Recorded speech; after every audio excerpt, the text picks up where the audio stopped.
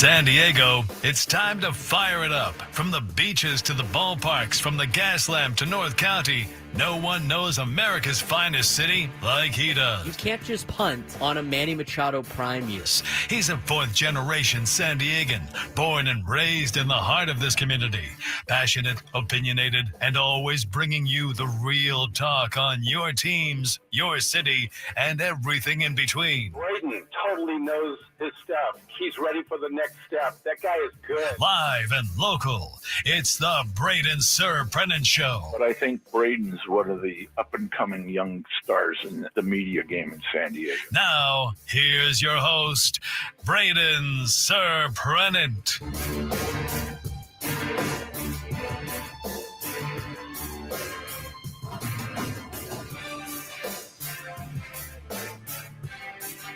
Waking up San Diego on a Monday morning, November 17th. No, it is not Braden Surprenant with you. It is your pal Sam Levitt with you, taking you up until 2 p.m., filling in for Braden on this Monday here in America's finest city. Great to have you with us as we begin a new week here in November. Always an interesting time of year here in San Diego sports as we navigate free agency starting in Major League Baseball. We've got a lot of exciting San Diego FC news coming up. I'll give you a little preview of the program here in a second. San Diego State football with a big win yesterday. A lot to discuss over the course of the next 4 hours, and myself alongside the great producer of the Braden Surprenant Show, Frank Marchese, we'll take you through the next 4 hours. A lot to do, and hope everybody is doing well out there. I know you hear from me from time to time here on the station during the off season. In fact, I heard last week, I heard Frank and Braden talking about these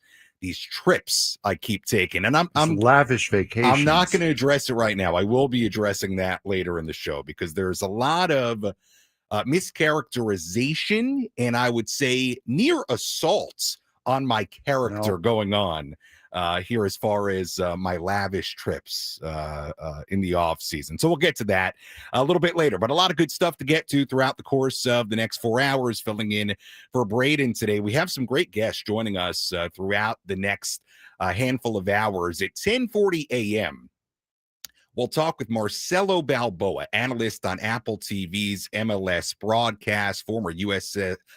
national team defender, member of the National Soccer Hall of Fame. We'll talk about San Diego FC. A week from today, San Diego FC will play in the MLS semifinal against Minnesota United. So, yes, it is a week away, but a really good time to talk with just an outstanding personality and Marcelo Balboa at 10:40 a.m. We will, of course, have plenty of Padres talk for you.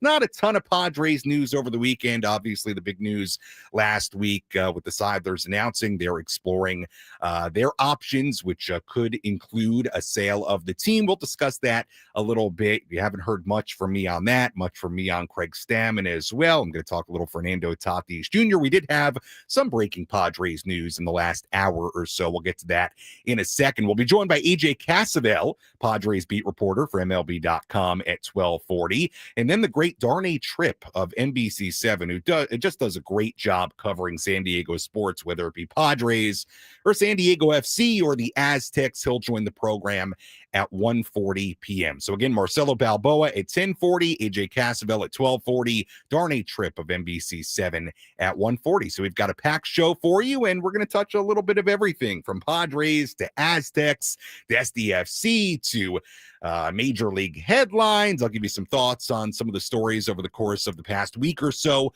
across Major League Baseball. I will admit to you, look, it's always a great day to wake up in San Diego. I woke up, I walked out to the water in OB. Beautiful sunrise, if you saw it this morning. Absolutely gorgeous sunrise. But I will say, it's not the best sunrise I saw in the last 24 hours. I was in Hawaii yesterday morning, my first time in Hawaii, speaking of lavish trips and vacations, which we will get to later. But great time in Hawaii, first time there on Oahu.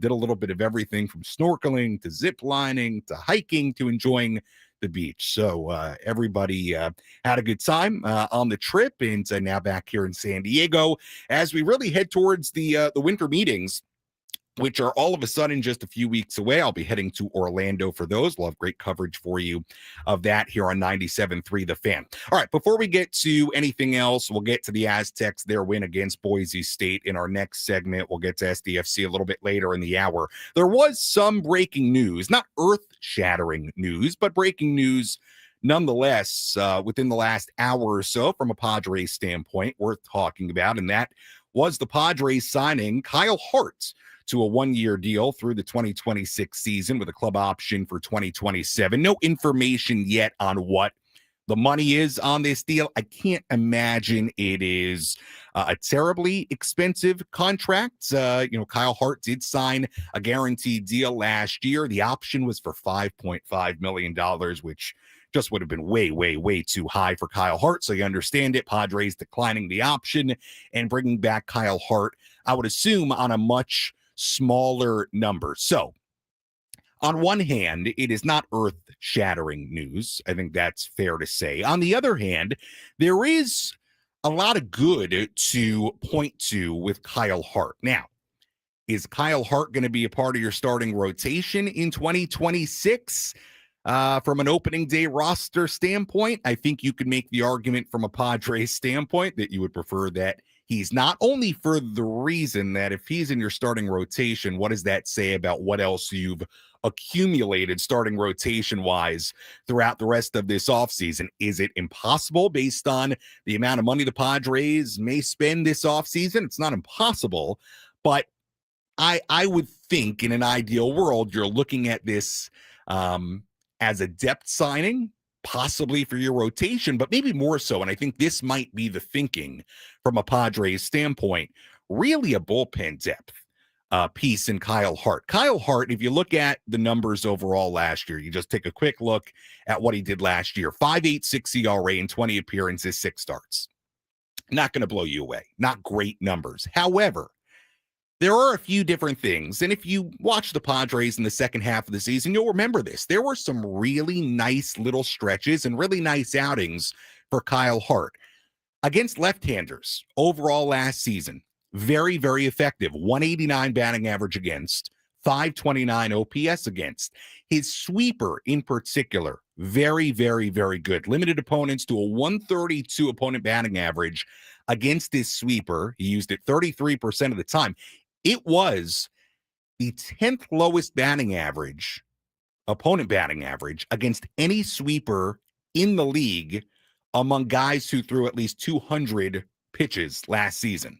So, look, I'm not going to sit here and tell you that it is earth-shattering news that the Padres re-signed Kyle Hart this morning, but there is reason to believe that Kyle Hart, if used effectively, and you use a little bit of Ruben Niebla magic, could be an effective bullpen arm, could be an effective left-handed specialist type out of your bullpen. Now, what do the Padres plan for Kyle Hart? I don't know. We probably won't find out until the winter meetings when we get a chance to ask AJ Preller about it, and we find out, do they see him as more of a starting rotation depth piece? If so, you could see him at AAA, much like he was last year, where he was up and down, and when they needed him, he came up, and there was varying degrees of success, as we know, for Kyle Hart in a starting sense. But could you see Kyle Hart competing for a bullpen spot at a spring training, or the Padres head into spring training viewing Kyle as a pretty solid left-handed reliever option? I think that's possible. Again, do we really know what Kyle Hart is at the major league level, what he could possibly be? I don't know. There was varying degrees of success for him last year. There were outing stretches where he looked pretty good and outings and stretches where he did not. But between the numbers against lefties and the effectiveness of his sweeper and the faith you have in Ruben Niebla as a pitching coach, I think there is reason to think that they see something in Kyle Hart to say, you know what? Let's be proactive, get him back. This guy could help us in some way, shape, or form. The other part of it is this, and this is something we'll talk about a little bit later in the program. There's no doubt about it, and it's no secret if you've been following the Padres and you've been looking at this roster heading into the winter. The Padres' biggest need is their starting pitching. This team needs starting pitching.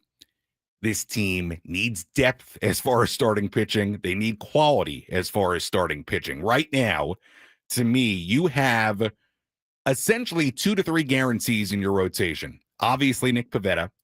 Obviously, Joe Musgrove is coming off Tommy John. And look, I have all the faith in the world in Joe Musgrove to come back and be ready and be effective. And we know the guy, the competitor that Joe is, but he is coming off Tommy John, which is always going to come with a little bit of a question mark as to what that's going to look like. After that, you want to tell me Randy Vasquez is automatically in this rotation right now? I'll take that. But really, after that, you have no idea. I mean, you're looking at J.P. Sears. You're looking at Matt Waldron. Maybe now, after this news this morning, you're looking at Kyle Hart. Goes without saying, the Padres have a ton of work to do as far as constructing this starting rotation one way or another. And what we'll continue to wonder, I think, in the next couple of weeks, and it may come into clarity as we get towards the winter meetings,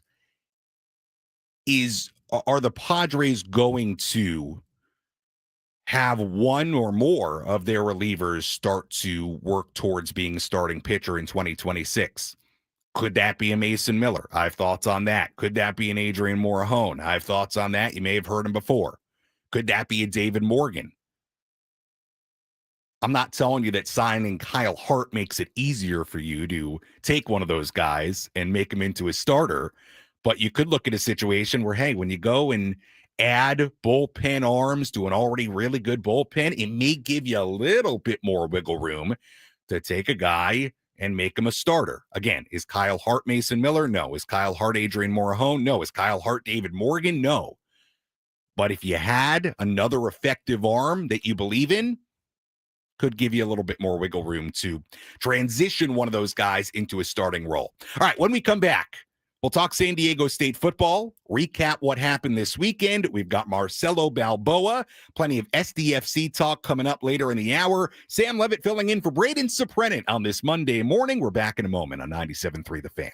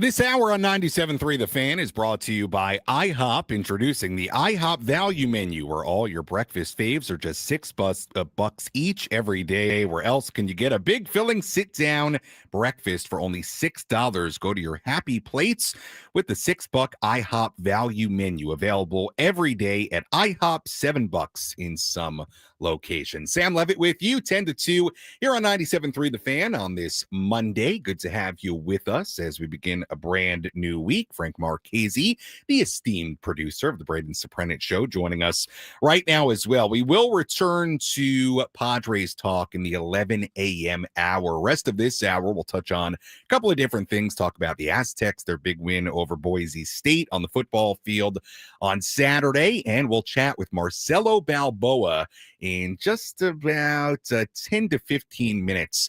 Talk about SDFC's matchup against Minnesota United a week from tonight in the Western Conference semifinal at Snapdragon Stadium. All right, let me set the scene for you as far as the Aztecs game on Saturday. Obviously, a really, really big game against Boise State on Saturday. I'm sitting there in Hawaii on Oahu. Talked to Frank a little bit over the weekend. Frank said to me, you got to watch this Aztecs game if you want to do the show on Monday. You got to know what's going on with the Aztecs game. So, look, it was a little difficult. I'm enjoying a nice vacation. I'm in Hawaii. Kept an eye on it, recorded it on the YouTube TV, went back to it a little bit later. But before I actually went back to watch highlights of the game, fast forward through it a little bit, I looked at the box score. And keep in mind, I'm sitting in Hawaii. I'm not really thinking about the weather here in San Diego, although I knew it was raining. But I'm looking at the box score, and I see the Aztecs win 17-7, which is great. The Aztecs have 294 yards of total offense. Okay, a little low, but that's okay. But then I see the passing yards. I see Jaden Denegal, 6 completions on 10 attempts, 17 yards through the air. That was it. And I think to myself, what on earth? I mean, the Aztecs run the ball well, but what on earth? And then I go and watch the highlights, and I'm like, oh, it was pouring. Yeah. Oh, it's a torrential downpour. Nobody wanted to throw the ball. So what did the Aztecs do? Well, they had a great day on the ground, 277 yards rushing total. Lucky Sutton, local guy, 150 yards rushing. Denegal rushed for 2 TDs. And the Aztecs get a really, really big win against Boise State. Frank, you watched it in real time. Any thoughts? It was a slog of a game. It really was. And for San Diego State, we talked about it on Friday. This was by far and away the biggest game of the year for San Diego State, and their biggest game that they've played in quite a while, because you had a 6-way tie for second place in the conference standings if you did not win this game. And that's exactly what you have. Now you set yourself ahead of the pack. You're 5-1 in the conference, and you have 5 teams, Fresno State, Boise State, New Mexico, UNLV, and Hawaii, all at 4-2. So if you did not win on Saturday night, you had the very real potential. If you lost to San Jose State this upcoming weekend, you had the real potential of going from 1st to 7th in the Mountain West Conference in 2 weeks.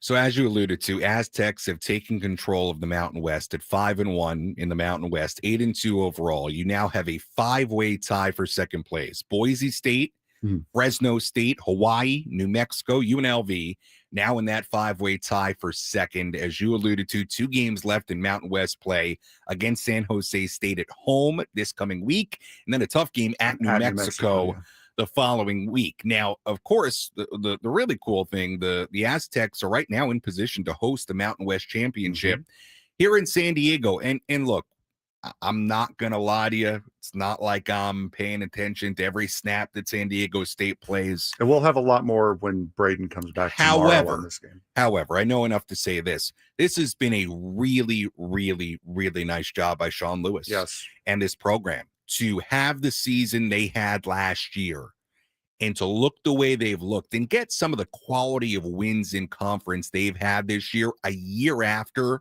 what they experienced in 2024. It's remarkably impressive. I thought Sean Lewis had a great quote after the game. He said, quote, "A year ago, A lot of people talked about the gap between our two programs, referring to Boise State. He said the gap doesn't seem too significant now, does it? And he's right. I mean, look, obviously, weather played a factor, but the Aztecs found a way. They ran the football. Lucky Sutton was great. Senegal found a way in the end zone a couple of times. And look, it is not likely, but it is not impossible if the Aztecs took care of their business and beat San Jose State and beat New Mexico, and they got help, and they need significant help, and they probably have to win those two games with some style. Definitely at least one to almost guarantee yourself in. Yes, the college football playoff, again, is it likely? No. Oh, is it impossible? Well, they'd need a lot of help, and they'd have to win with a lot of style. But forget about that for a second. I think hosting, number one, playing for, but especially hosting the title game, that well exceeds what the expectations were for this team heading into the year based on what they were last year.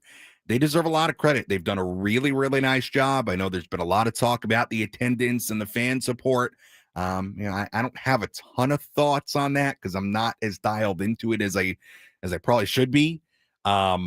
But from a football standpoint on the field, this has been a really, really, really nice season. I read something in the San Diego Union Tribune from Kirk Kenney about the number of recruits they had on the sideline on Saturday. Obviously, it was raining. It was not a great day. It was not like a San Diego Chamber of Commerce type day, which we seem to have 99% of the time.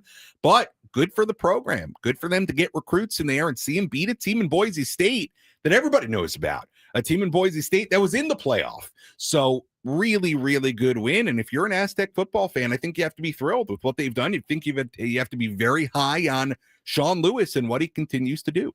Speaking of Sean Lewis, how about them Aztecs? That they were projected 4 wins this year.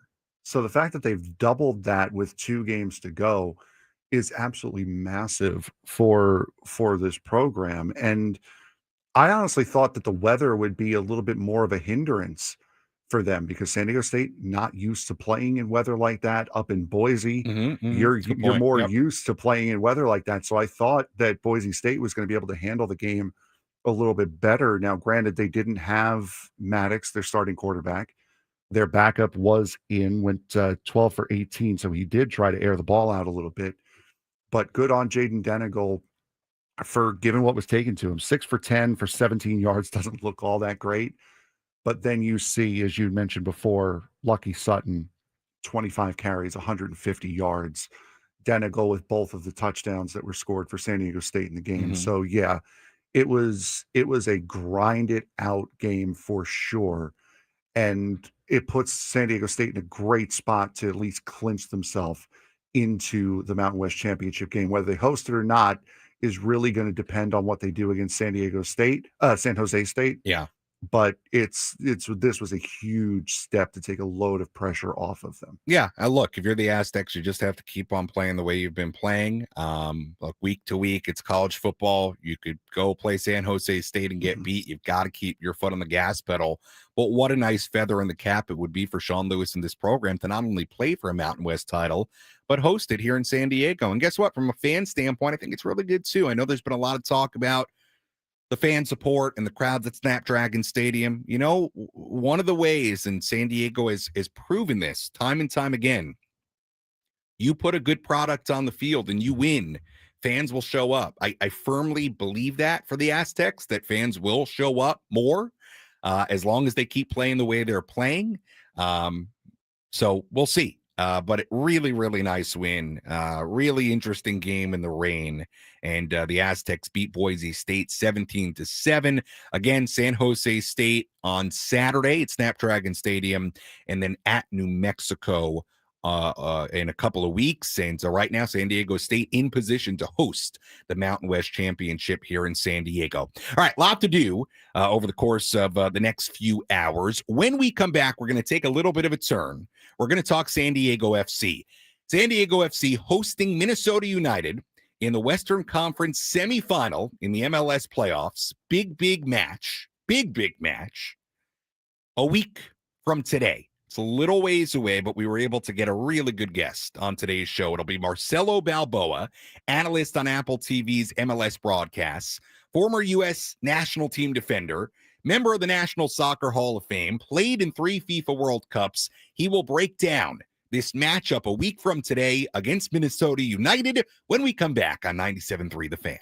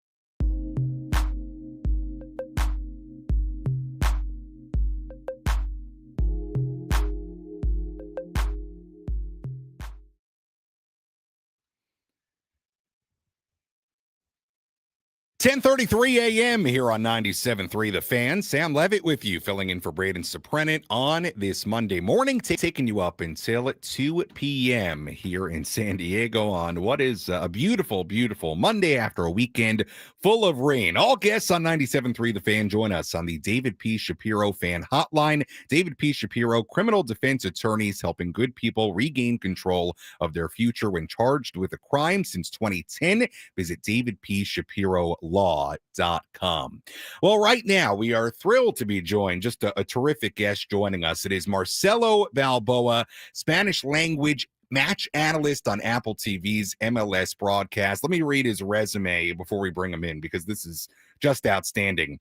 Former U.S. national team defender, member of the National Soccer Hall of Fame, played in 3 FIFA World Cups, 2-time All-American at San Diego State, 5 MLS All-Star selections in 6 seasons. Marcelo Balboa joining us to break down San Diego FC's matchup in the Western Conference semifinal a week from tonight against Minnesota United. Marcelo, I would imagine this is a very exciting time of year for you. How you doing? I'm great. How are you guys?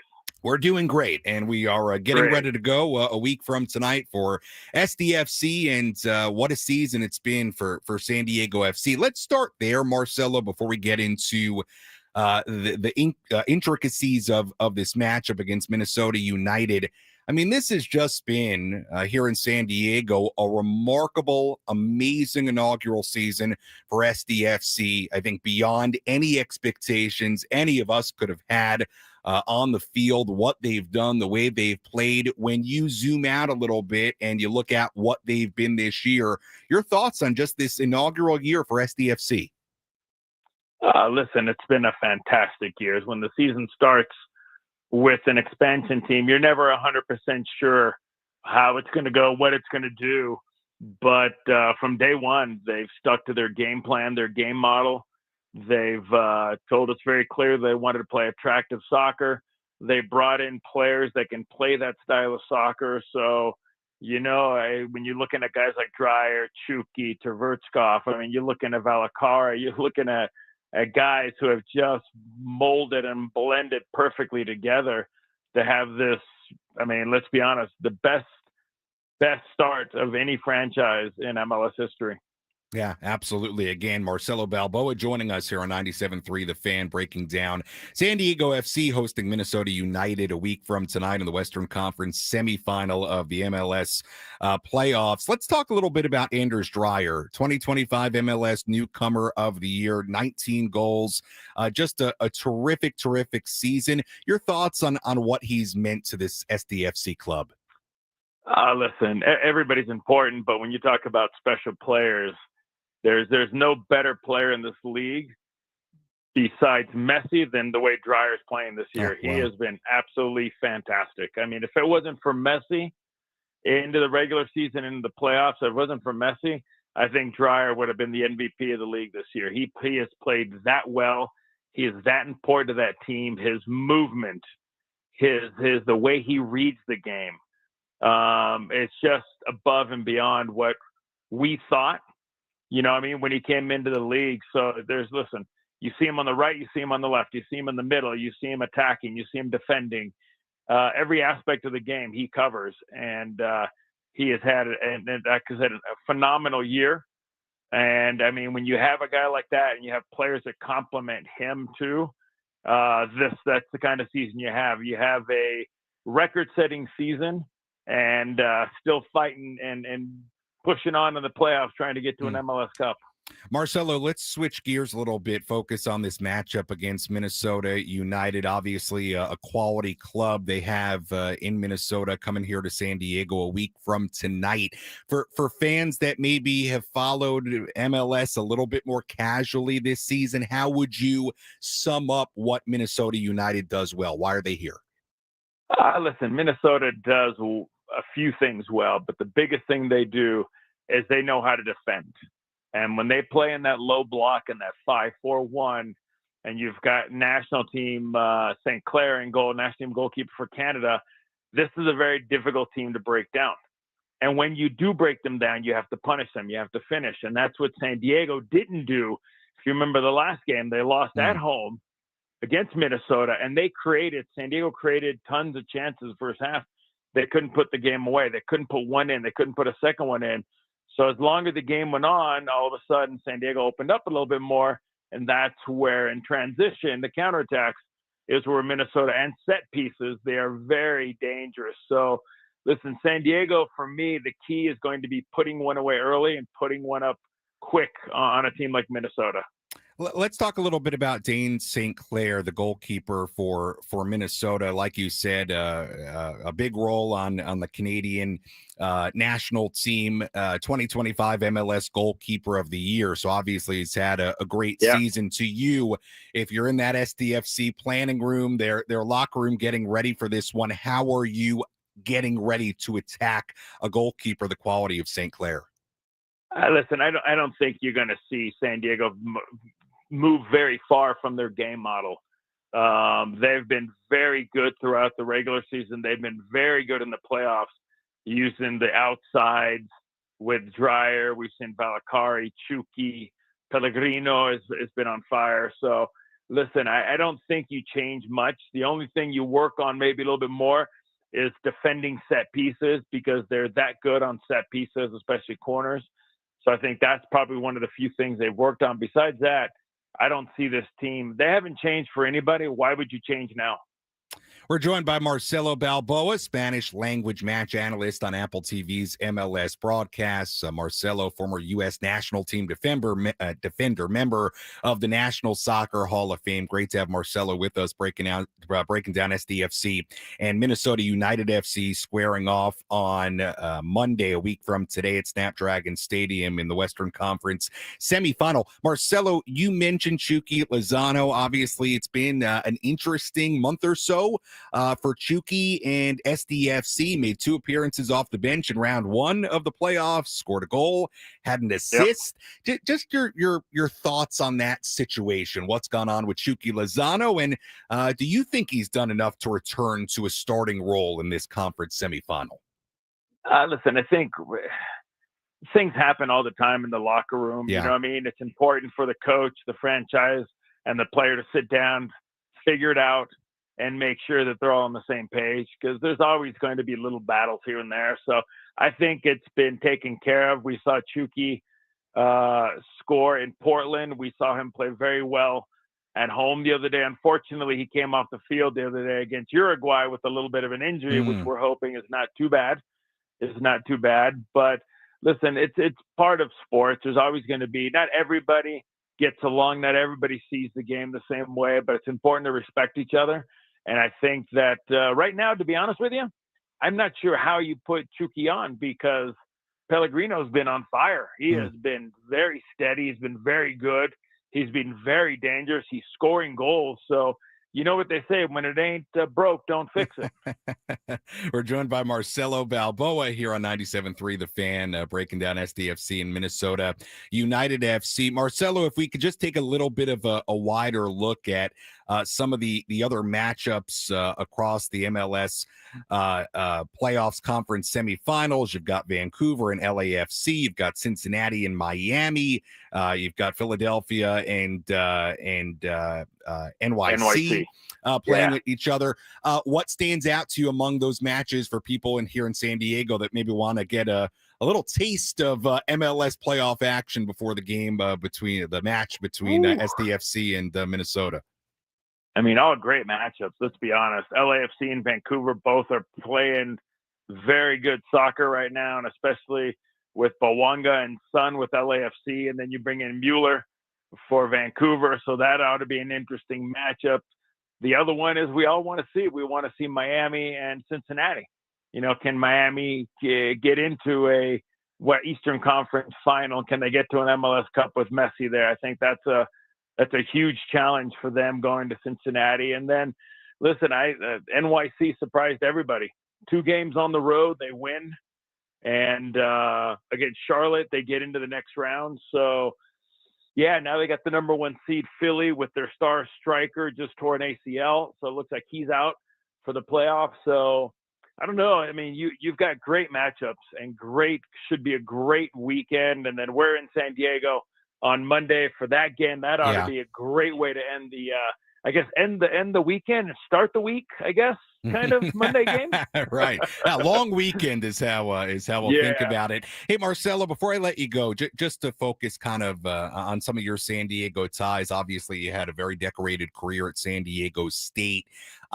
This has been a lot of fun to watch what's transpired with SDFC this season, not just from the soccer standpoint, but from the fan standpoint, seeing the atmosphere at Snapdragon Stadium. What has it been like for you to watch San Diego embrace this team the way it has? I mean, look, I mostly work on the Padres here in San Diego. Amazing fan support there. It certainly is translated to SDFC, and it really has been so much fun to watch. Just from the San Diego standpoint, what has this been like for you to watch kind of what's evolved this season? One, I think it was a long time coming to get a franchise in San Diego. You know what I mean? It's we've shown with the Nomads, the Surf, and all the club teams and all the players that have come out of San Diego that it was one of these days we knew it was going to happen. So when I heard about it, I mean, I was happy as a peacock. There's no ifs, buts about it. I think it's a great soccer town, sports town, and the fans have been fantastic. The last 2 games sold out. Atmosphere was crazy, and San Diego did a great job of entertaining on the field. The franchise did a nice job of making the stadium electric inside and outside. So I think everything you can think of when you talk about an expansion team, they've checked every box off so far this year. Marcelo, appreciate the time. Great job breaking down this matchup between SDFC and Minnesota United FC on Monday. Have a great broadcast, and hope to talk to you again sometime down the road. Thanks so much. Thank you, buddy. Appreciate it. All right, Marcelo Balboa, Spanish language match analyst on Apple TV's MLS broadcasts. I read you down the resume earlier. Former U.S. national team defender, member of the National Soccer Hall of Fame, played in 3 FIFA World Cups, 2-time All-American at San Diego State. List goes on and on, with a lot of nice thoughts there about SDFC's matchup on Monday. And I'm sure Frank and Braden will get into it as the week goes along to get a little bit closer to that matchup on Monday. But Frank is much more the soccer aficionado than I am. He has been locked into SDFC all year long. So, Frank, what stood out to you about what Marcelo said? Your thoughts on SDFC heading into next week's matchup in the conference semifinal? I mean, he's absolutely correct. And the fact that Anders Dreyer has just been unbelievable. I'm sorry. I understand but it's Lionel Messi. I understand the bias there, but he is Anders Dreyer by far and away was the league MVP this year. 19 goals, 17 assists, 18 assists. I mean, he was just unbelievable all year long. And you could tell that he meant more to the San Diego FC club than honestly Chucky Lozano did, because Amal Pellegrino got right in and picked up whatever slack you may have thought you had after Chucky Lozano was out over these last couple of games. And Pellegrino has now really established himself as a starting key player in the starting 11 for San Diego FC. Let me ask you a question, because you know this better than I do. Who was Dreyer before this season? Like, could you have expected him to be anywhere close to this good? Absolutely not. Now, I'm not, believe it or not, I'm not all that key on the Danish league. But this has come out of nowhere. Yes. Yeah, you knew he was going to be a contributor. You didn't think he was going to be the entire club the way he has been. He has been unbelievable. You were expecting Chucky Lozano to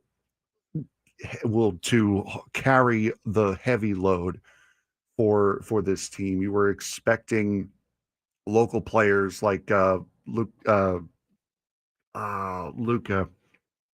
I want to say it's okay. I don't know either. I'm sure it's De Los. I want to say it's De Los Santos. I don't know if it's. I forget off the top of my head right now.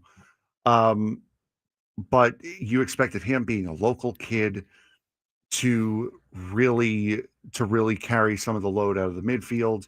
You had veteran players like Godoy in there, Boateng coming off the bench, veteran players that have played all over the world. And now you have Anders Dreyer come in and just completely blow all that up. Let's before we wrap up SDFC talk, and we may get to a little bit more of it towards the end of the show with Darnay Tripp, who actually does a great job with SDFC, covering them for NBC7. Really knows his stuff. When I had him on a couple of weeks ago, I was filling in for Ben and Woods. Thought Darnay was outstandanding. So we will talk a little bit more about SDFC. It's Luca De La Torre. Okay, Luca De La Torre. It's okay. I should have known that. We'll talk more with Darnay towards the end of the show about it.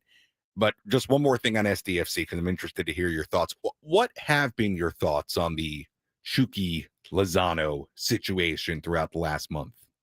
It is what it is, really. I mean, I understand from the star player perspective, and you can say it in any sport. You don't want to get taken out as a star player, a key contributing player. And you have your moments when you're in the heat of battle and you're getting told, hey, we're going to sit you down for this one.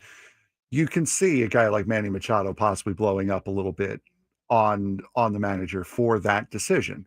I don't think Manny would like that. Yeah. Now you can also see where Lozano may have crossed over a line, where the team was forced to make set an example, set a precedent, and say, hey, if you say this to our coaching staff or to management or whoever, you're going to face some sort of penalty for it. I think it's a little telling that he hasn't been in the starting 11 since then. And I think most of that has to do with how good Amal Pellegrino has been in his place. Right. You don't want to take the hot foot out. It's kind of like when Alosky came in, when you started to get injuries piling up at the striker position, you don't want to take out the hot foot. Yeah. And Pellegrino has that right now. But I honestly don't mind how San Diego FC handled that. I'm happy that they stood on business, regardless of the result that it may have brought on the field. But I mean, I think it was earned. I think it was justified. Now we don't know any of the details of what he said, but I think it was justified. Yeah, my take on it. Let me preface this by saying, very uninformed take. Just a casual observer reading a headline and a tweet here and there. My take on it at the time, okay, before they beat Portland in the best of three, was, what could he have said that's so bad where you're willing to risk not playing this guy? I remember in a texting playoff series. I was texting texting you during about game this one. because I was like, this is crazy. Well, let me give you the Padres standpoint. And let's take whoever, Manny, just for example, okay? Star player, okay? Look, there are reasons if a player does something, you hold them out. But let's say it was just an argument in the clubhouse over whatever, okay? Something baseball related, okay? Maybe it gets heated. Maybe it's a little uncomfortable for everybody, but it's an argument. It's words. Imagine the Padres in a wild card series saying, hey, Manny, he got into a little argument with Mike Schilt, and you know what? We're actually going to keep Manny off the wild card roster. Could you imagine? No. So my point was, what could have been so bad? Now, I don't know. It could have been. But what could have been so bad to hold him out? Again, I have no inside knowledge of what happened. But just from my very, very casual observation, I was like, you better win this series. I mean, at least I want to know what he said. Exactly. I would like to know what pushed San Diego FC to do that. But again, I applaud San Diego FC at the same time, because you ran a risk of not only not getting the number 1 seed, because he sat out the last game of the regular season as well, and falling behind in a crucial playoff series where ties don't count anymore. You have to win these games if you want to advance. So I applaud them for standing on business, for saying, listen, I don't care how good you are. I don't care how important to this team you are. You are not bigger than the team. We're not going to let things slide just to get you on the pitch, just so you can play, just so we can win. Well, at least they did win. Yeah, exactly. Had they lost that they won series, they won both of those games fair-handedly too. Convincingly. Yes. The 2 wins. Yes. All right. Should be fun. Are you going to that match Monday? I'm going to try. Yes, Well, I would love to. I would love to go there. You got a credential? Not yet. No. You talked to Adam about that? Will you relax? You need a ticket? I can probably get you a ticket. I don't need a ticket. I've got connections. That's cool. Throughout this city. That's cool. I bet you can get a credential. I'm sure I could as well. I would love one. You go to the press conference when you go to those matches? No, I don't. Do they have a pre-match press conference? No, it's just the players talk on the podium. So when do the every players now talk? and again. You'll get the players most likely will talk during media availability during the week if they do it all. Is the locker room open after the game? No. So it's not like a baseball. So they don't have to talk to the media after the match. No, it's usually if they do, they go in the interview. That's interesting. You would think that there are American sports culture that's so standard that would have seeped in, but that would be very odd. There are times like usually like if like man of the match, we'll talk on the field after the game, but it's not like a regular posting. All right, we got to work on that. MLS, get me in the clubhouse.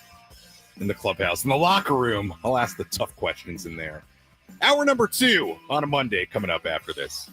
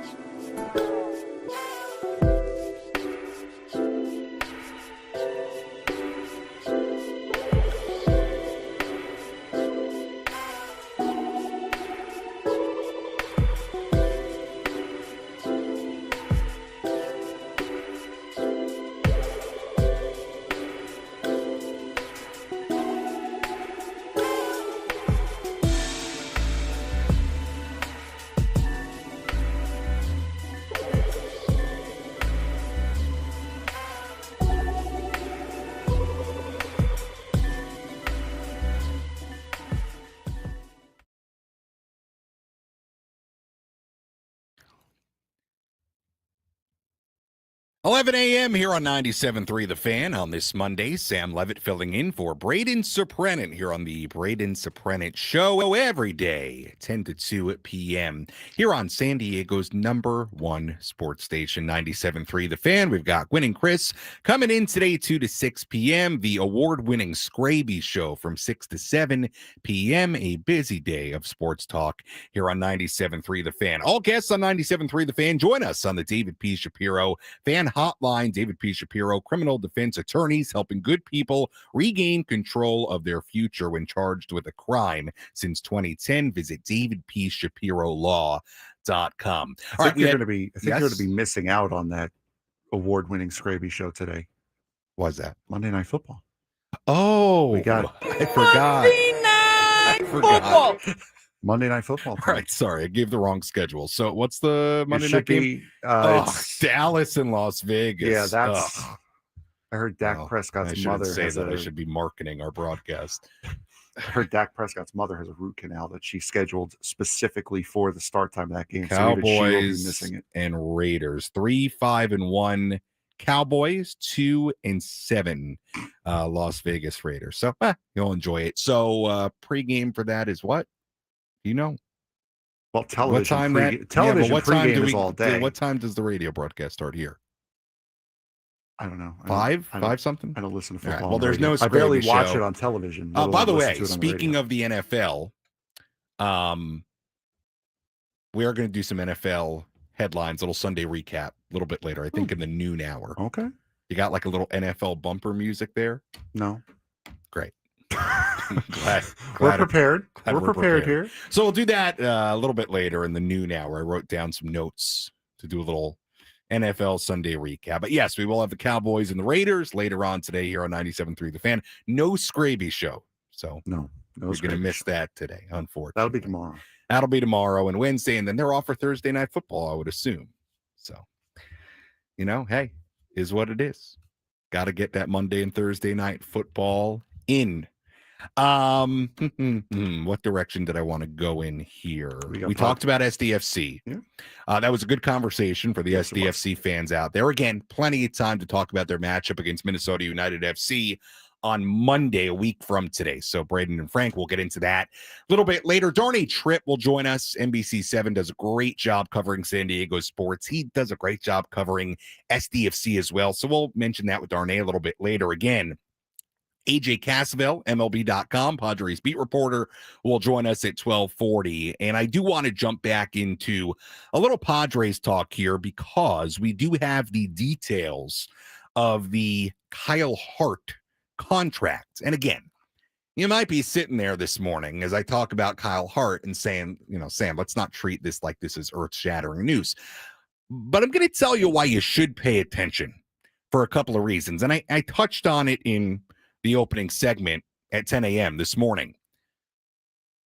To me, there are a couple of reasons why you got to pay attention to it. There's the baseball side, which we got to. Okay, what could Kyle Hart be for you? It could be starting depth. I don't know that you love that necessarily, but he's certainly, based on what he did against lefties and what he can do with that sweeper and a little Ruben Niebla magic. I certainly feel like, does Kyle Hart have some potential to be a solid bullpen lefty specialist type arm? Yeah, I do. I think there's a little bit of that there, and I wouldn't be shocked if that's the way the Padres view him. But let's focus on the contract part of it, because I think that's something to pay attention to a little bit. This is from Robert Murray of Fansided, writing here on X. Details on Kyle Hart's contract with the San Diego Padres per source. 1 year, $1 million with a $2.5 million club option for 2027, $200,000 buyout. It includes escalators on games pitched that can increase the buyout to $500,000, and escalators on games started that can increase the club option to $4.5 million. So again, the base is 1 year, $1 million, $2.5 million club option for 27, escalators that could get it up to as much as $4.5 million. But what you have to worry about for this year is 1 year, $1 million. Is $1 million a lot of money? No. Is it what Kyle Hart should get? Yeah. The reason I do think you got to pay attention even to these little deals is because of this. I'm going to read a paragraph here. This was from Dennis Lynn's article in The Athletic last week, once the Seidler family announced they were exploring their strategic options and a potential sale of the Padres. But this was the payroll part of it from Dennis that I want to focus on here. Fangraphs estimates the Padres, before filling obvious needs for starting pitching and a corner bat, are carrying a 2026 payroll of $201 million. San Diego ended last season at $211 million, and team sources indicate that next year's target could fall in the same neighborhood. So, again, I don't know what the payroll flexibility is going to be. I feel like we have this conversation every year. I feel like we start it in one place, and there have been examples of it not quite ending up where it's been reported on. It's been higher than that. But let's live in a world right now where that is the wiggle room, where you've got, $10 million or so to spend and a ton of holes to fill, especially in your rotation. And obviously you want a power bat. You want that home run hitting first base bat. We all know the Padres sorely need that. Well, you gave Kyle Hart $1 million. So, again, if you don't have a ton of wiggle room payroll wise, then you've got to be, from a fan standpoint, I think you've got to be watching these deals and saying, okay, well, they gave Kyle Hart $1 million. What does it mean for maybe the greater plan for this offseason?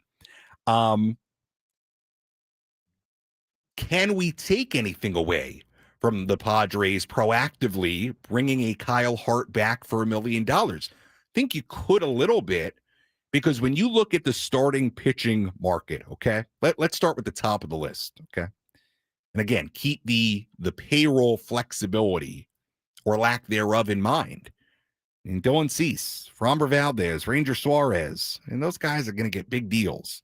And Nick Martinez, Chris Bassett, Michael King, maybe not as big of deals as the other guys, but they're going to get significant money. Shota Imanaga, Zach Gallen, Merrill Kelly, Zach Littell, Patrick Corbin. Now we're getting into a little bit of a different territory, quality of player. Eric Fetty, Justin Verlander, Zach Eflin, Miles Michaelis, Nestor Cortez, Adrian Hauser, Lucas Giolito, Andrew Heaney.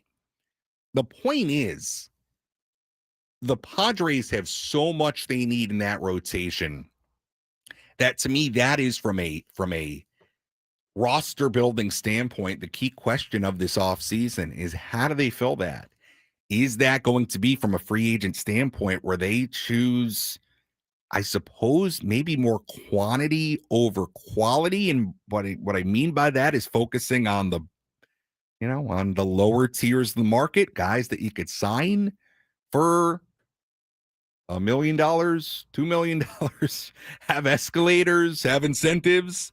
I mean, I don't know that you're going to get thrilled about those names, but this team needs a lot as far as starting pitching. And if the money you have to spend, if they want to keep the payroll, just based on Dennis's reporting, if they want to keep the payroll at around 211 and you're sitting at 201, and this is no secret, okay, I'm not breaking any news here, but AJ, much like he has the last couple of years, is going to have to get incredibly creative. And he is once again going to have to hit on a lot. Now, AJ's done that pretty well the last couple of years in a lot of ways. We know 2024, what he did with guys like Solano and what he did with guys like David Peralta, what he did last year. Were there some misses? Yeah, the Yuli Gurriels and the Jason Haywards. But Nick Pivetta was a genius signing. Gavin Sheets was a tremendous acquisition. AJ hit. Now, he didn't get 100% on the hits, but he had some guys that you had questions about coming in that played really big roles on the 2025 Padres. So it goes without saying, if your payroll is going to have only a little bit of wiggle room and you're sitting at 201 right now and you can only get it up, let's say $10 million. Again, I don't know that to be the case. We're just going on the reporting from Dennis here. I hope it's higher. Be great if it was. Well, I know it might not be the news that people want to hear. I know that Kyle Hart signing this morning isn't going to knock your socks off. but this could be kind of what they do in getting some options in here, some arms they like, having guys compete at spring training, having depth pieces, and you try to roll with it, and you try to keep this thing together and be in the hunt by the time the trade deadline rolls around. And in classic AJ fashion, go get what you need at the deadline. Look, to me, and we'll get into it a little bit more after the break. If I were AJ Preller, I'm looking at this rotation, and I could make the argument that any dollar I had to spend needs to go to that rotation. That's not to say the Padres don't need a bat. They do. But you look at this team, the lineup, their offense, do they have needs? Yeah. But do I think they're in a pretty good spot right here, right now, November 17th? I do. I think they're in a very good spot. The bullpen, I think it's in an excellent spot. Now, the big question mark there is, you're going to have a Mason Miller, and Adrian Morejon, and David Morgan transition into a starter. Then we've got to start talking about the bullpen and what that looks like. But right now, man, you look at that rotation and you just put a big red circle around it. I can make the argument to you that any dollar they have to spend should go towards that rotation. We'll talk a little bit more about that.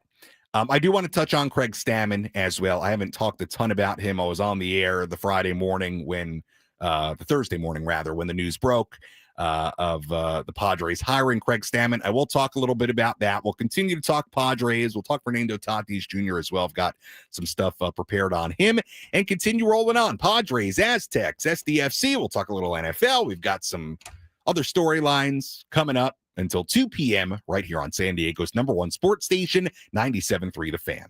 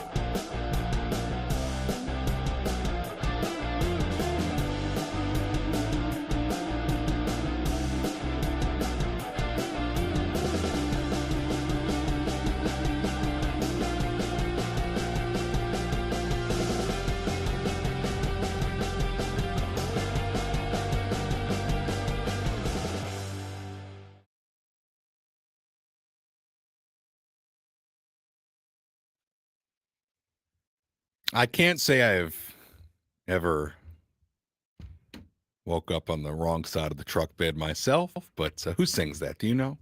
You got that there? That'd be Hardy. Who? Hardy. Hardy. Unfamiliar. Hey, you can't count on much, but you can always count on Sundays with the NFL on CBS and Paramount Plus. Stream your local NFL game live every Sunday, all season long, starting at just $30 for your first year. That's like $2.50 a month. Visit ParamountPlus.com/NFL to get started today. Speaking of the NFL, just had this news come across my desk. The New York Jets are making a quarterback change, switching to Tyrod Taylor from Justin Fields. Adam Schefter of ESPN reporting, apparently first reported by The Athletic. So that should do it for the Jets. That'll turn their season right around. That'll fix them. That'll do. Oh, the Jets. What a joke. Speaking of, we'll get back to Padres talk here in a second. I did have this written down on my list here. Airplane Wi-Fi. Sunday, yesterday, I'm on the way back from Hawaii. I'm thinking to myself, okay, watch some NFL, late game windows finishing.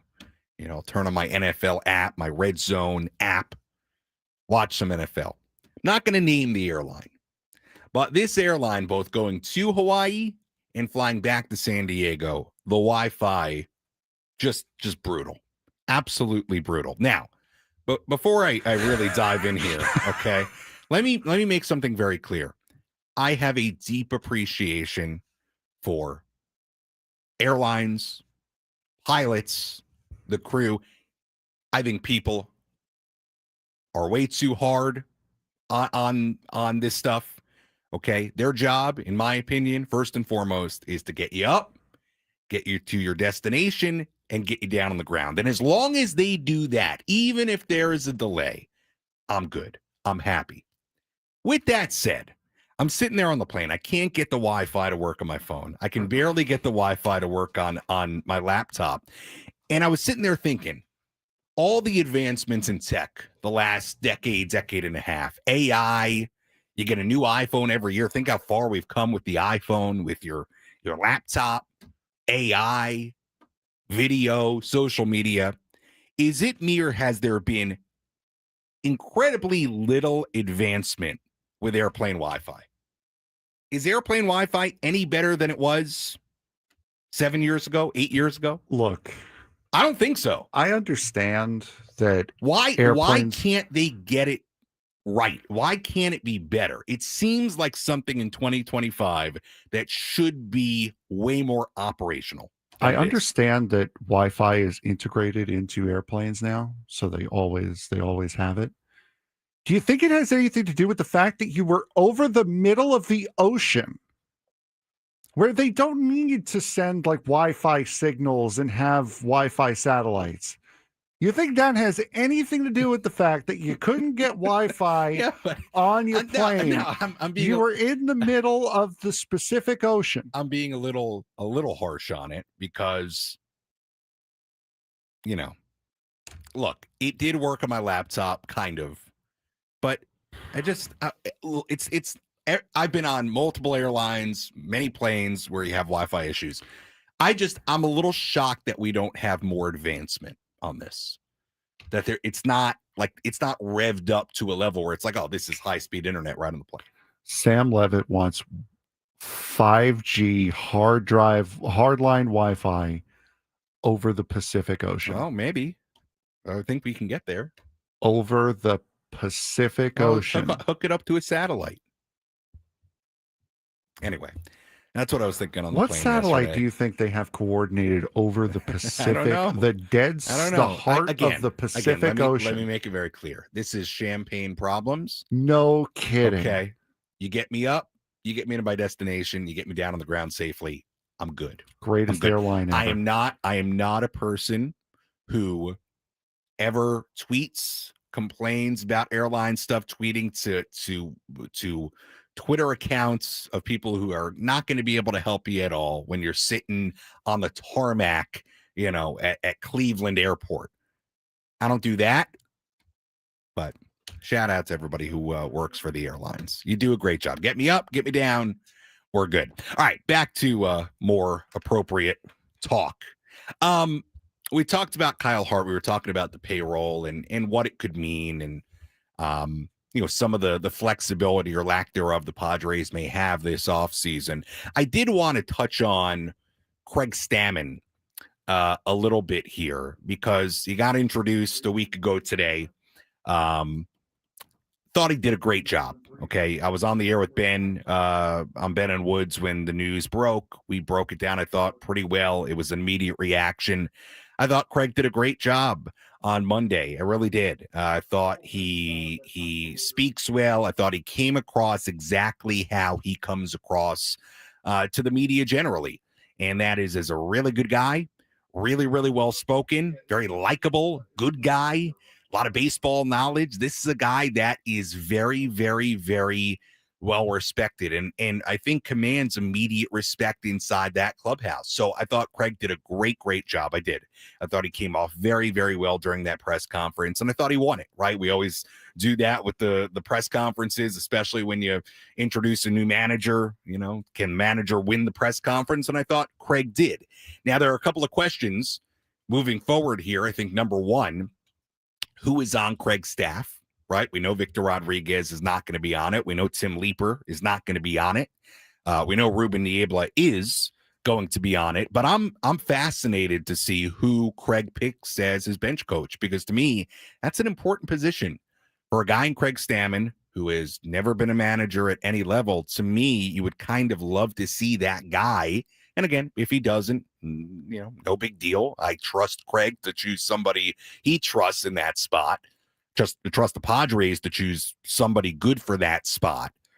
But I don't think it's unfair to say, hey, probably would be good if that guy has some experience at the major league level as a manager, somebody that Craig Stammen can lean on. So, look, we may not find that out for a while, what the rest of this staff looks like. I'm sure in the next month or so before the winter meetings, it'll start leaking out a little bit, and we'll have an idea of what this staff is going to look like. But I do think that's interesting to see what this staff looks like under Craig Stammen. Ben and Woods talked about it this morning. I think the hitting coach hire is going to be really interesting.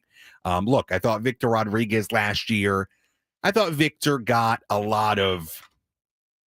I thought the criticism of Victor was unfair, and I just put it this way. I never put a ton of blame on hitting coaches in general, but my point last year, and I said it on post games a lot last season as people would call in and be all over Victor Rodriguez. My point last year was, well, hold on a second. In 2024, everybody loved Victor and the approach they had and the offensive team they were. Victor Rodriguez didn't forget in a calendar year how to be a hitting coach. So, if you had issues with some of the strategic parts of it, the bunting, the small ball, okay. I think that's a fair criticism. But I never put it on Victor. So with all that said, the hitting coach hire to me is going to be really interesting to see what kind of guy they bring in. Is it going to be somebody that will have more of a hit for power approach? Will it be somebody who buys more into Petco Park hitting and what this approach seemed to be last year? Will it be somebody that is a little more new age, a little bit more analytically based? I think it's an interesting hire, right? And it's an interesting offensive group to work with. You've got a lot of stars. You've got a really good lineup, I think, right here, right now, without an addition of a power bat, hopefully in some capacity.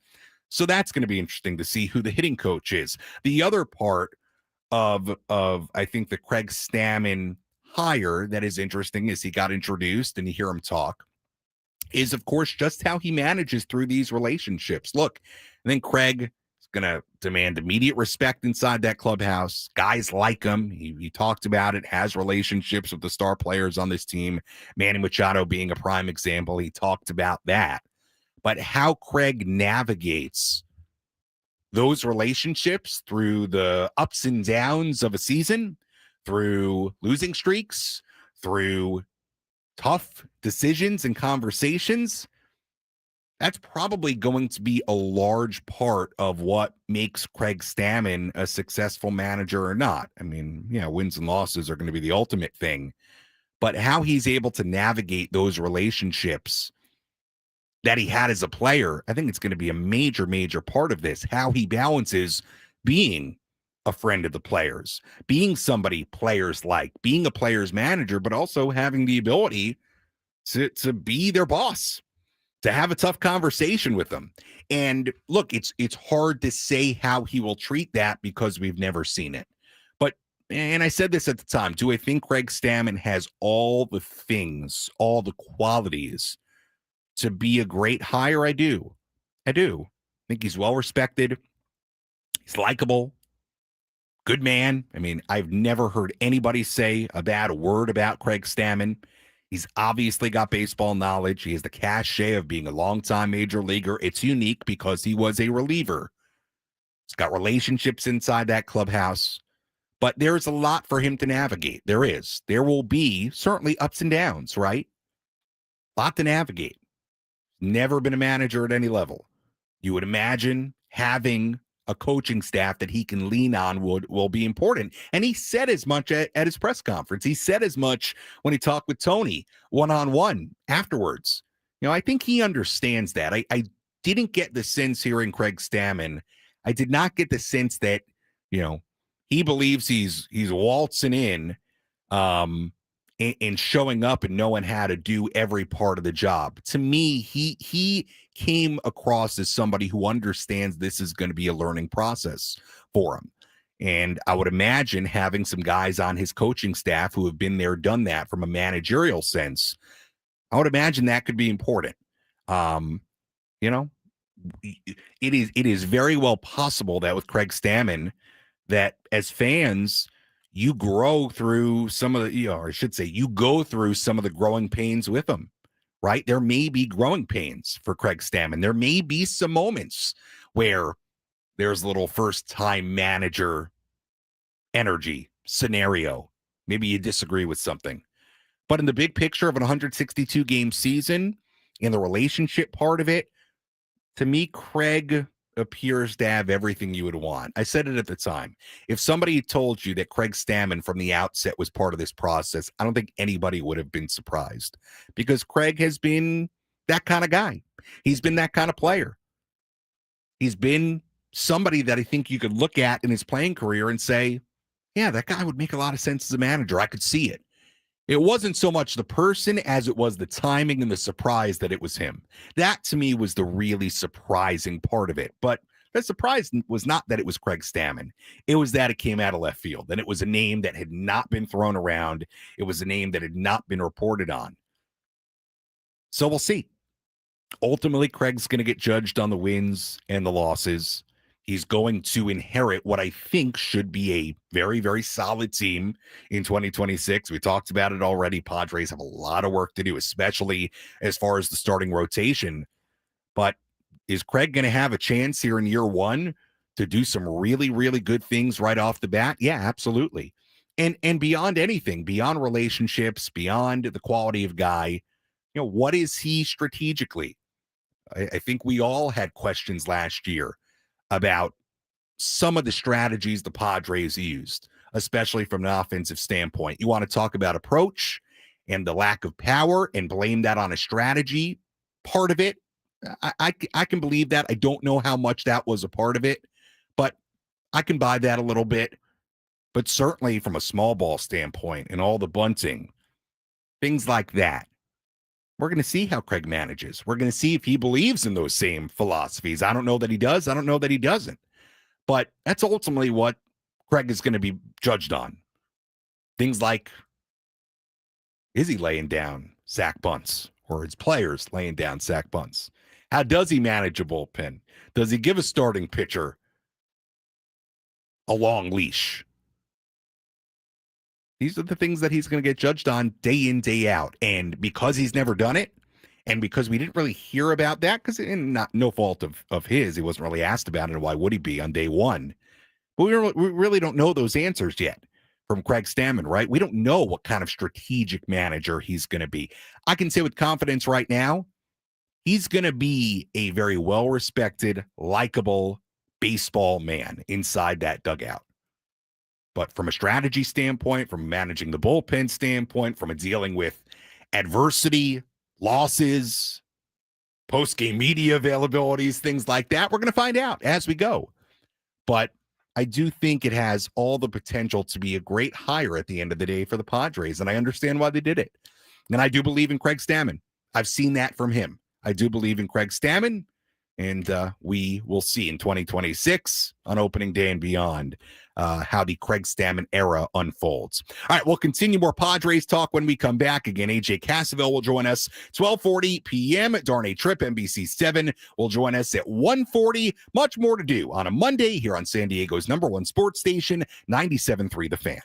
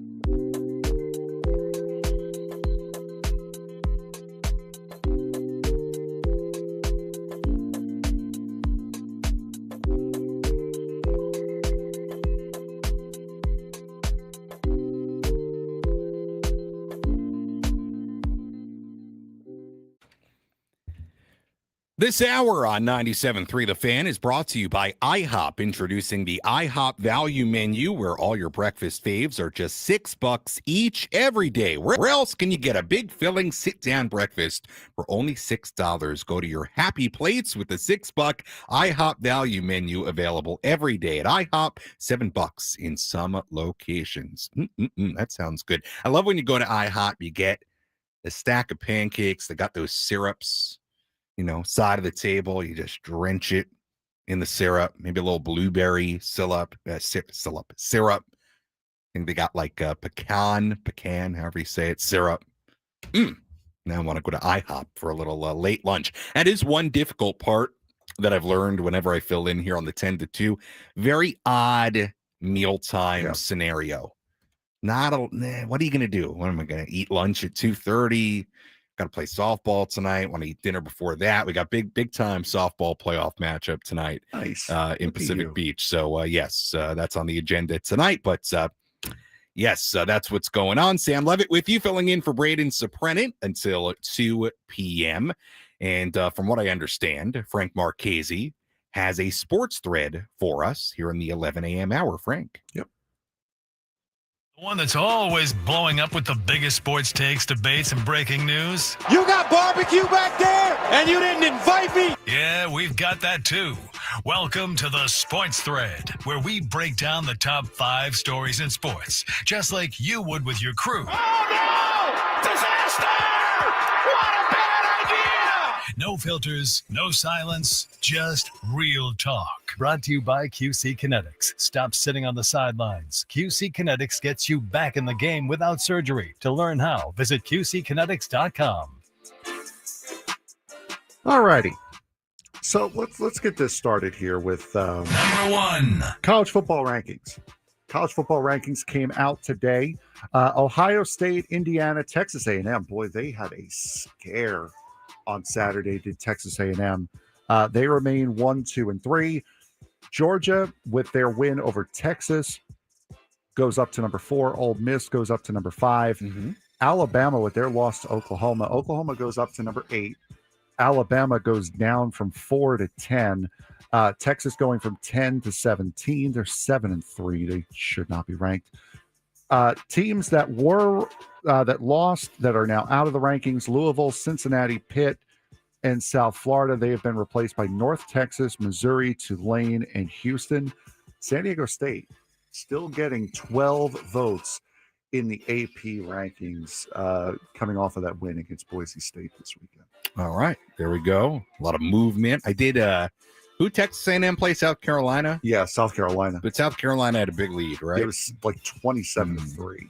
They were down like 30 to 3 and won 31-30. It was unbelievable. How did now Braden went to watch TCU? Yes. Where, at BYU? Yeah, TCU, BYU. Did yes. TCU win? No. Wow. No, they very much not a good trick for lost. Braden. No, it was not.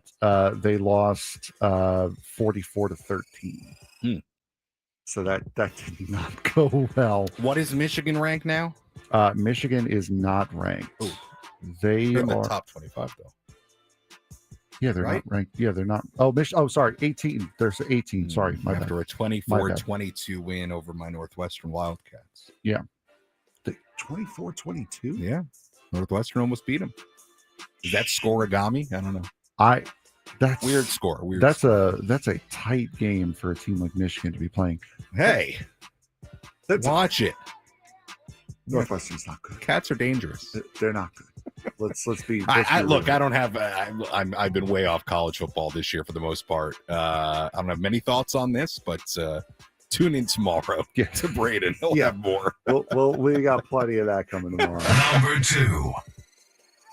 Abdul Carter for the New York Giants. We made fun of the second worst team in football over the last 10 years. Let's make fun of the worst team in football over the last 10 years now.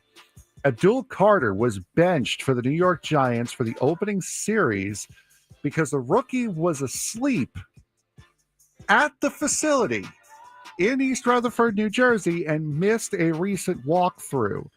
Carter did not play during the opening defensive series in the Giants' home loss to the Green Bay Packers. The linebacker took accountability after the game for the incident, which happened during the week. and said that he accepts the consequences for his actions. It doesn't say there where he was sleeping in the facility? No, it does not say. It was at the team facility.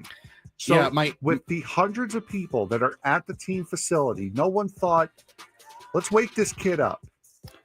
My question about this is, where was he sleeping? Was it in a place where others saw him sleeping?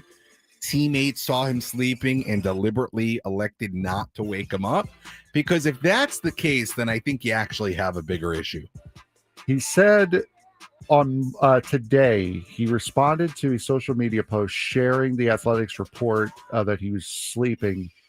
He said he was not sleeping. He was in the middle of recovery. Nevertheless, it's on me. I still made the mistake.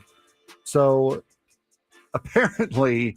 Well, so if he's in the middle of recovery, well, hold on a second. If he's in the middle of recovery, that's not something he's doing in a room alone. No.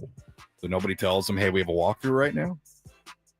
I mean, I wouldn't think something's up here. I wouldn't think that the trainers would know the walkthrough schedule. Up here. Somebody in that building has it out for him. That's the Sam Levitt. That's my spin. How does nobody tell me his walkthrough? No other teammate said, hey, Abdul, we got a walkthrough right now? That is a little. I think if he's saying he was in a recovery room or getting treatment, whatever, I think that's more suspicious than sleeping. Because sleeping, maybe he was like in a, I don't know, if they have sleep rooms at the facility, they might. Probably. If that's part of recovery, as Adam rightly points out, there's sleeping. The recovery is sleeping. Like that well, is I also read. I don't know if it's in what you're reading, but I also read this had been a recurring issue under Brian Dable, and Brian Dable let it slide. Great. And Mike Kafka, former Northwestern quarterback, by the way, Mike Kafka decided to discipline Abdul Carter. Apparently, this has been an issue under Brian Dable, and Mike Kafka, his first week on the job, disciplined Abdul Carter. I mean, good on him. I mean, that's just a sign of a new regime, and actually holding people accountable. Yeah. So in that case, good on him if that is the case. Number 3. We've talked a lot over the last couple of weeks about the sports gambling issue ever since the FBI indictment. Former University of New Orleans men's basketball player Day Hunter, that is apparently his legal name, acknowledged his role in a point-shaving scheme last season, telling ABC's Good Morning America this morning that he was motivated to get money to pay off his newborn to pay for his newborn child. Hunter and teammates DeQuavian Short and Jamin Vincent were accused by the NCAA of losing or attempting to lose by more than the point spread in the last 7 games, or in at least 7 games for the Privateers last season. English are hard. The NCAA ruled all 3 players were permanently ineligible. In his first public comments on the matter, Hunter told Good Morning America that the players were approached about the scheme by an unidentified bettor in Las Vegas. The shooting guard said he would not always try to make shots, make a couple, miss a couple. So, I mean, again, this is something that has always gone on in sports, as far as like the betting and the dark side of it. But it's now, because of this FBI indictment, every little thing is coming to light. Look, I'll just give very general thoughts beyond this specific situation. Number 1, nobody should be surprised about any of this, whether it's Emmanuel Clase or this situation or whatever. You know, we open the door to this being a very public thing, and I think we're seeing the other side of it. So I don't think anybody should be surprised. I don't have a great answer on how you fix it. I think as long as this is as widespread, sports betting is as widespread and accessible as it is, you're going to have these stories pop up. I don't see this stuff ending. And if you're an athlete at any level, the message has to be you cannot get even close to this, because some of it might be more innocent than you think, okay? Or some of it might be a college kid that gets pressured by somebody in their family or a friend. They don't know how to say no. They think it's no big deal. You cannot get close. You can't get close to it. And like this case, he just had a kid. So he's trying to find a way with no money. Look, it's tough. It's tough. So, but my message to any athlete, any level, college athletes, you cannot get close to it. That's what you give up by participating in the sport. You give up any opportunity to be anywhere close to anything when it comes to gambling. But I don't think any of us are surprised.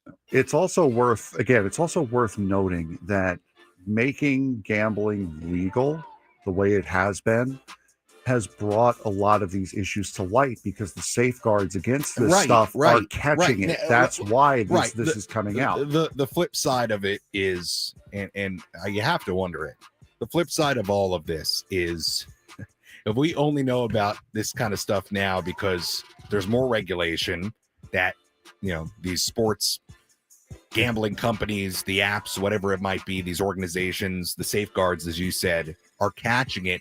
It does make you wonder what for decades and decades and decades, what was going on. Absolutely. And what wasn't being caught and we had no idea about. It makes you wonder. It does.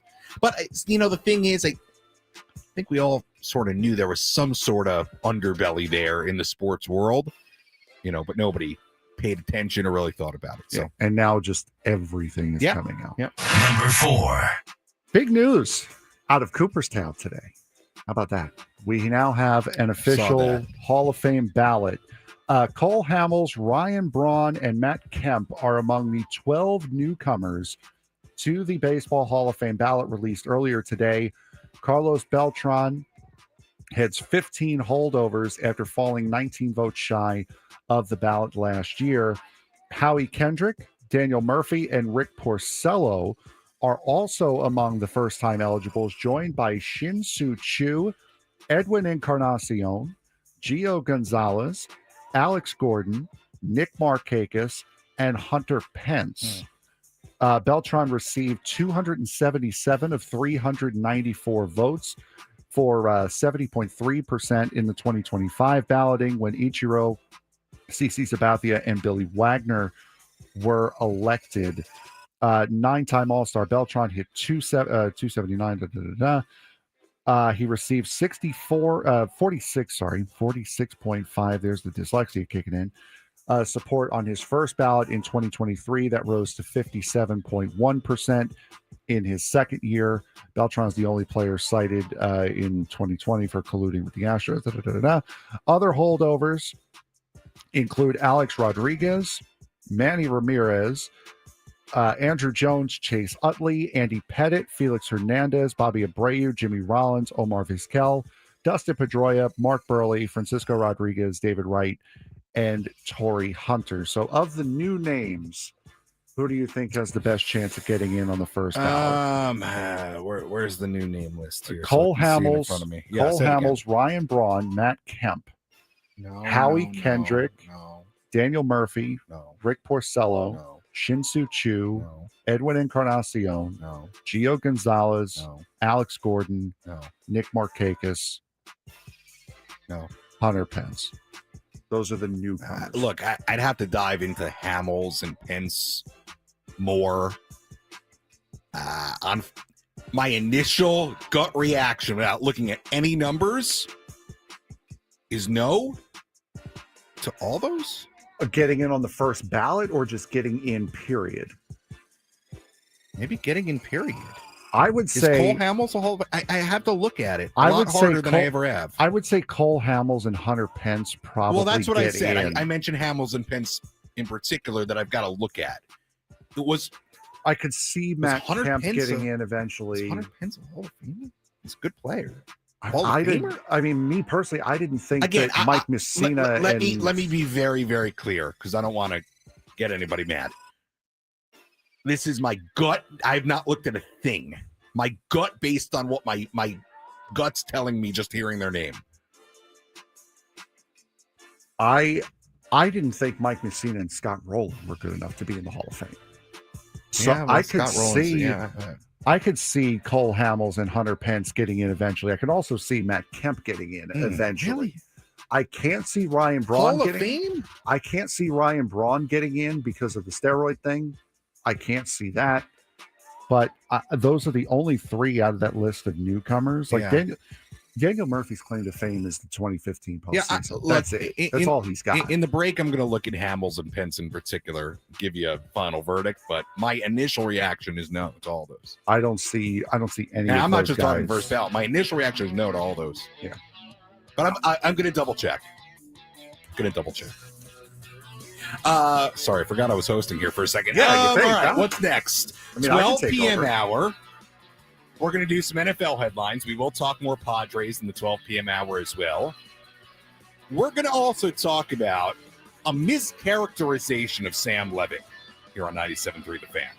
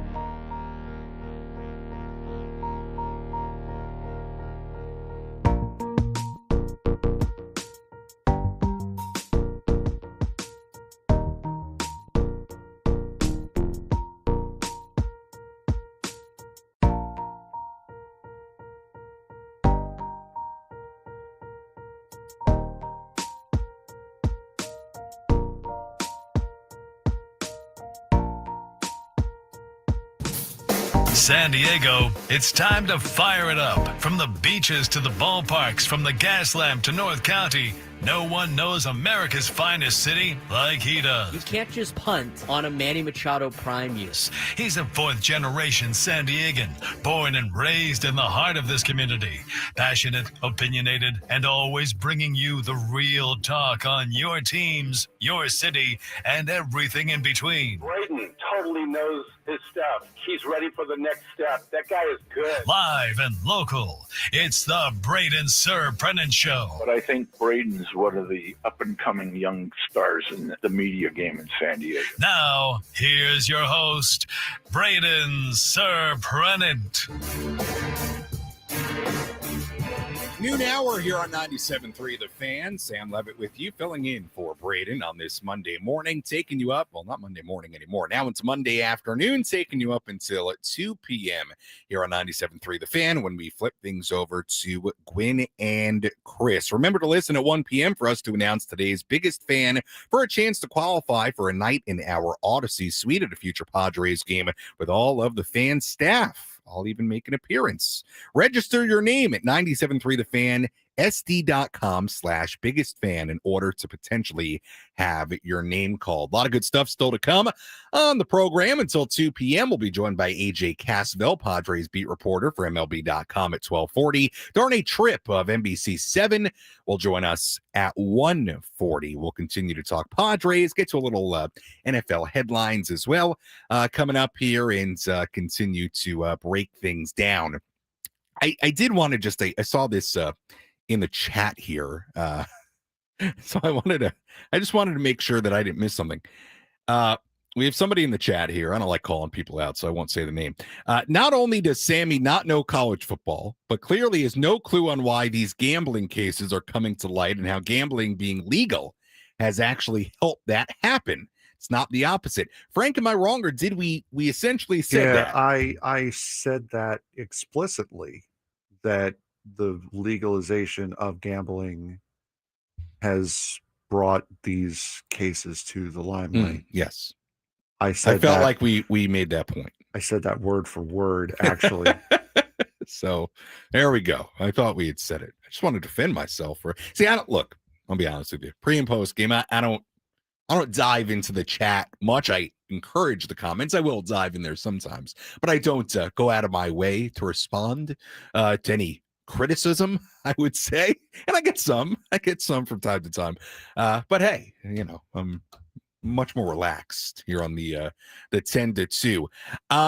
There was something else I wanted to do before I get into the mischaracterization of Sam Levitt on this program. What was it? You call it mischaracterization. What was it? There was one. Let me just look at my accuracy. list here before I do anything else. We will talk more Padres, I promise. Can I just give you a couple of items on my list here that we may get to before we're done? So I got to airplane Wi-Fi.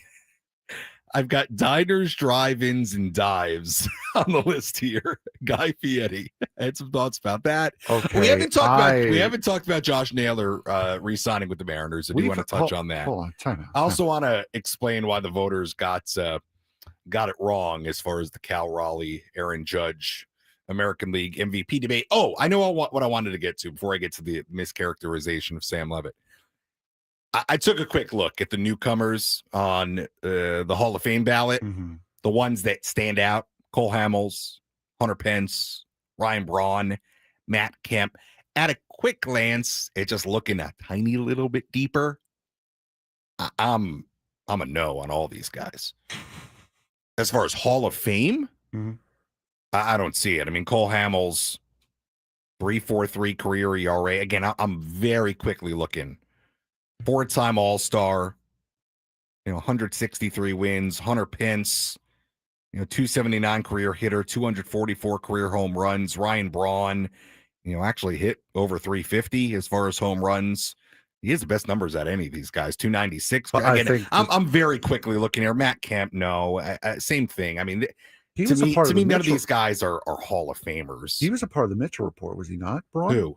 He was part of something. It was one of the steroid. Yeah. I just it was either the Mitchell Report or very, it might have been Biogenesis, actually. Yeah, very quick look. Very, very quick look. I would say no.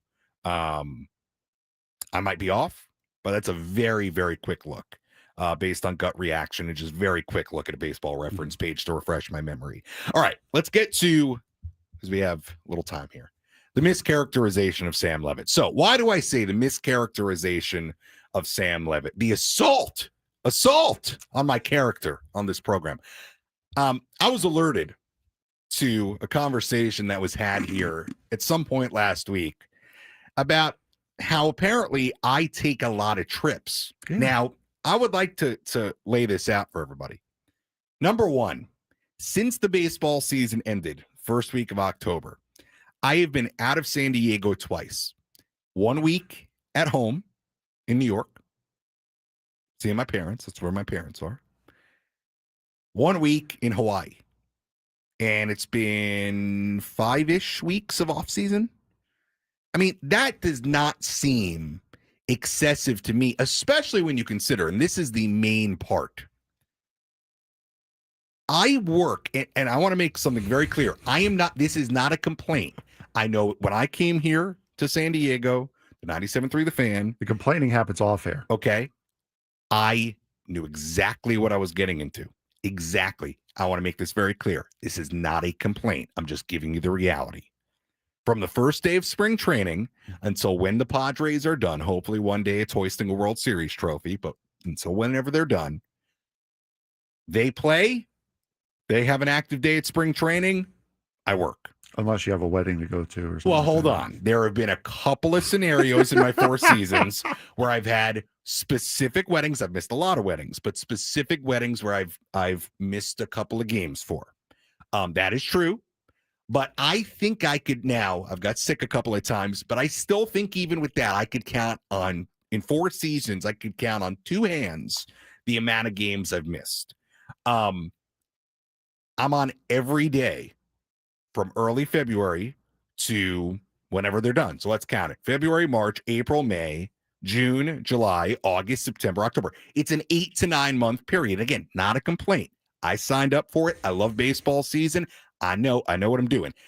My point is, aside from if I'm fortunate enough in a couple scenarios to travel, where the Padres are playing, for the most part, I am here in San Diego, aside from spring training, but I'm either in Arizona or with the Padres or here in San Diego for that 8-9 month period.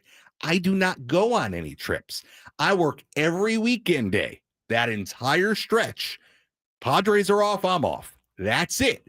So my point is, not a complaint. My point is, the mischaracterization that I'm always on trips. Well, during the part of the year where I have the free time, yes, I go on some trips. I take a week here. I take a week there. I might go to Europe. I might go to Japan.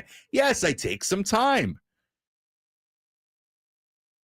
So I don't see the issue. What kind of this mischaracterization that I'm always taking trips?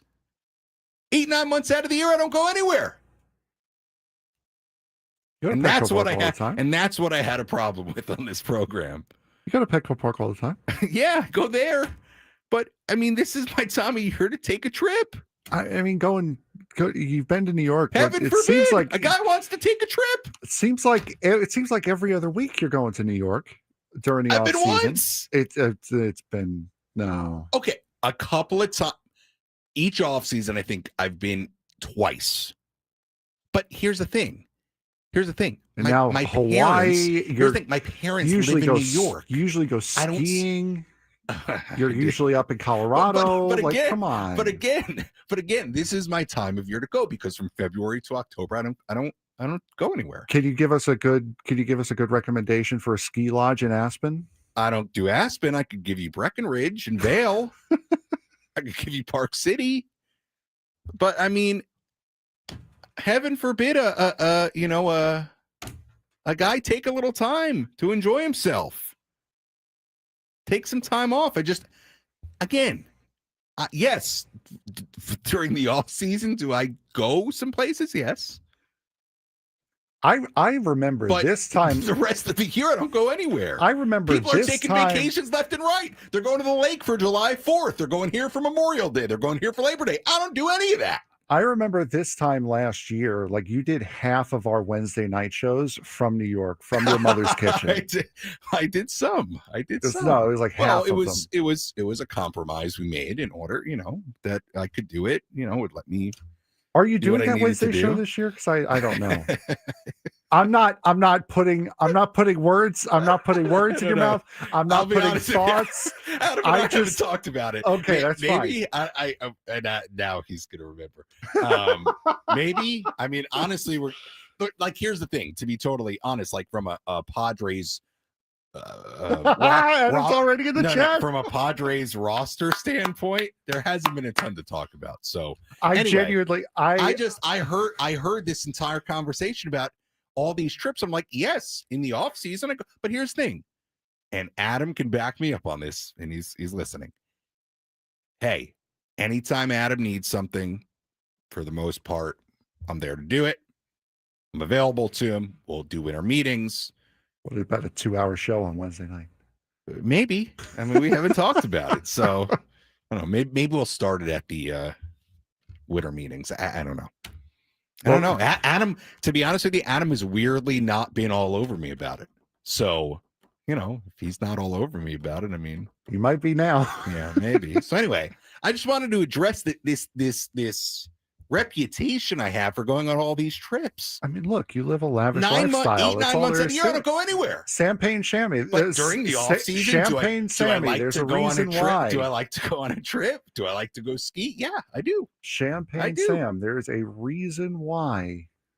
There's a reason why that moniker rolls around.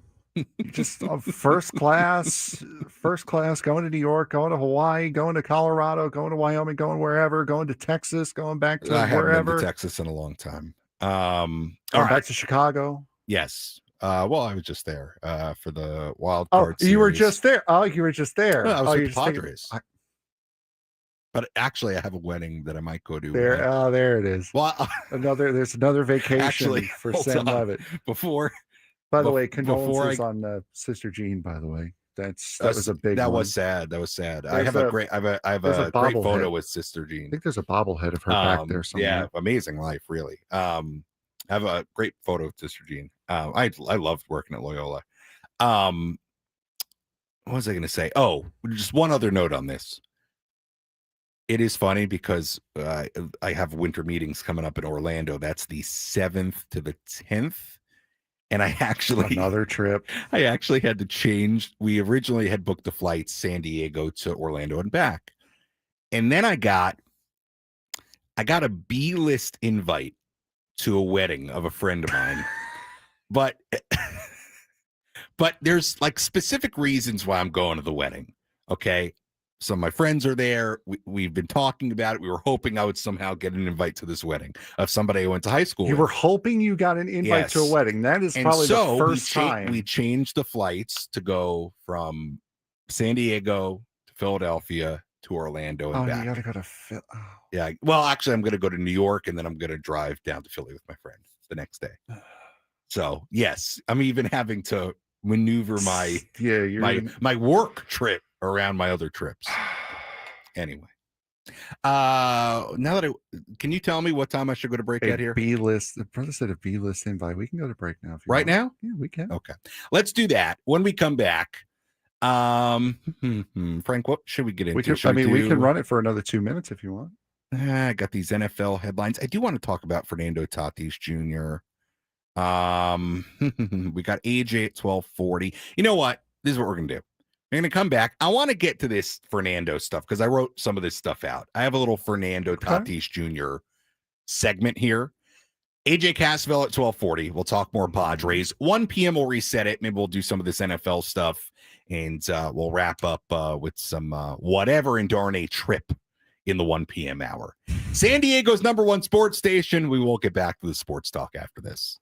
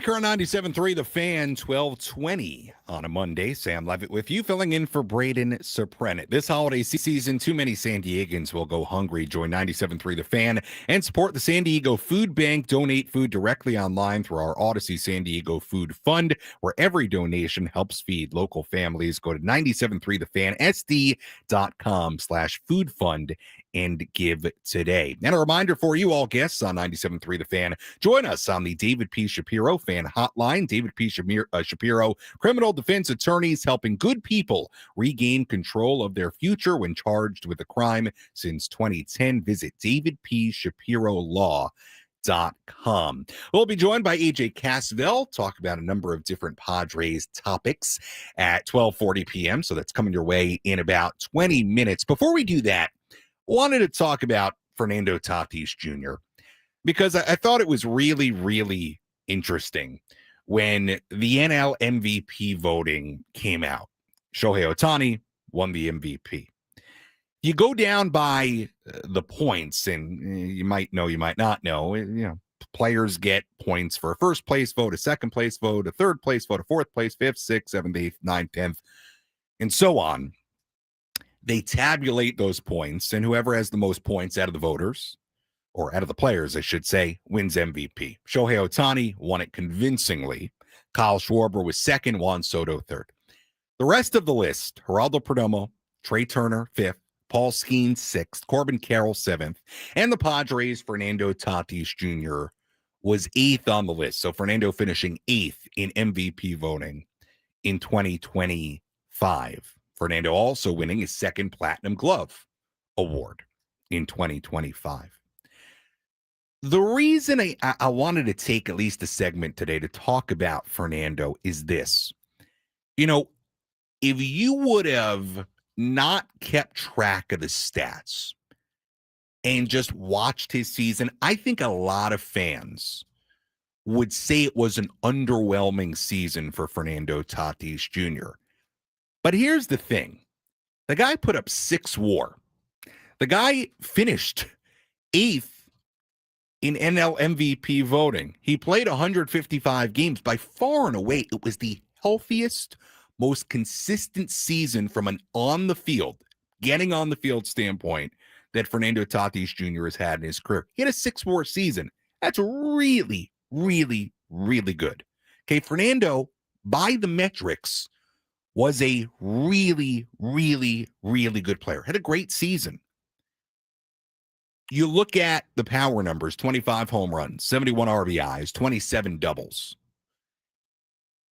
To me, Fernando had a really, I would say, good yet odd year.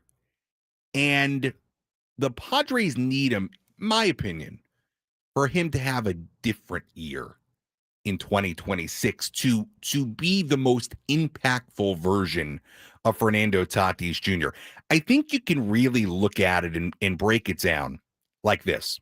You look at what Fernando did in March and April. You remember he got off to that scorching hot start. I mean, the guy looked like he was going to be an MVP candidate in the first month of the season. He was unbelievable. Hit 345, 409 on base percentage, 602 slug, 1011 OPS in 29 games.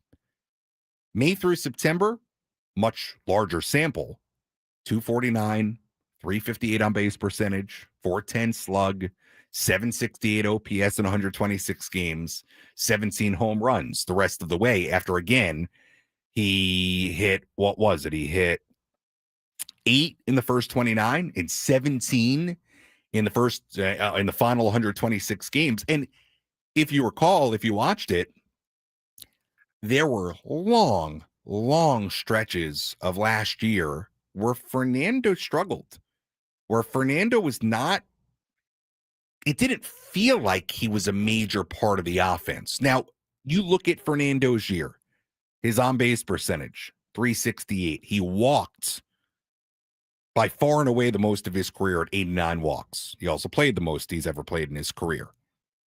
Stolen bases, 32, a career high.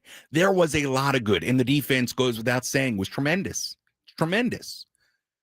But from an offensive standpoint, I think it's fair to look at Fernando's season and say he was great. He really was. He put up 6 WAR. The player as a whole was great. But it needs to look a little different in 2026. You need Fernando to be the more 42 home run, 100 RBI guy. I would, and this is sort of a weird eye test thing.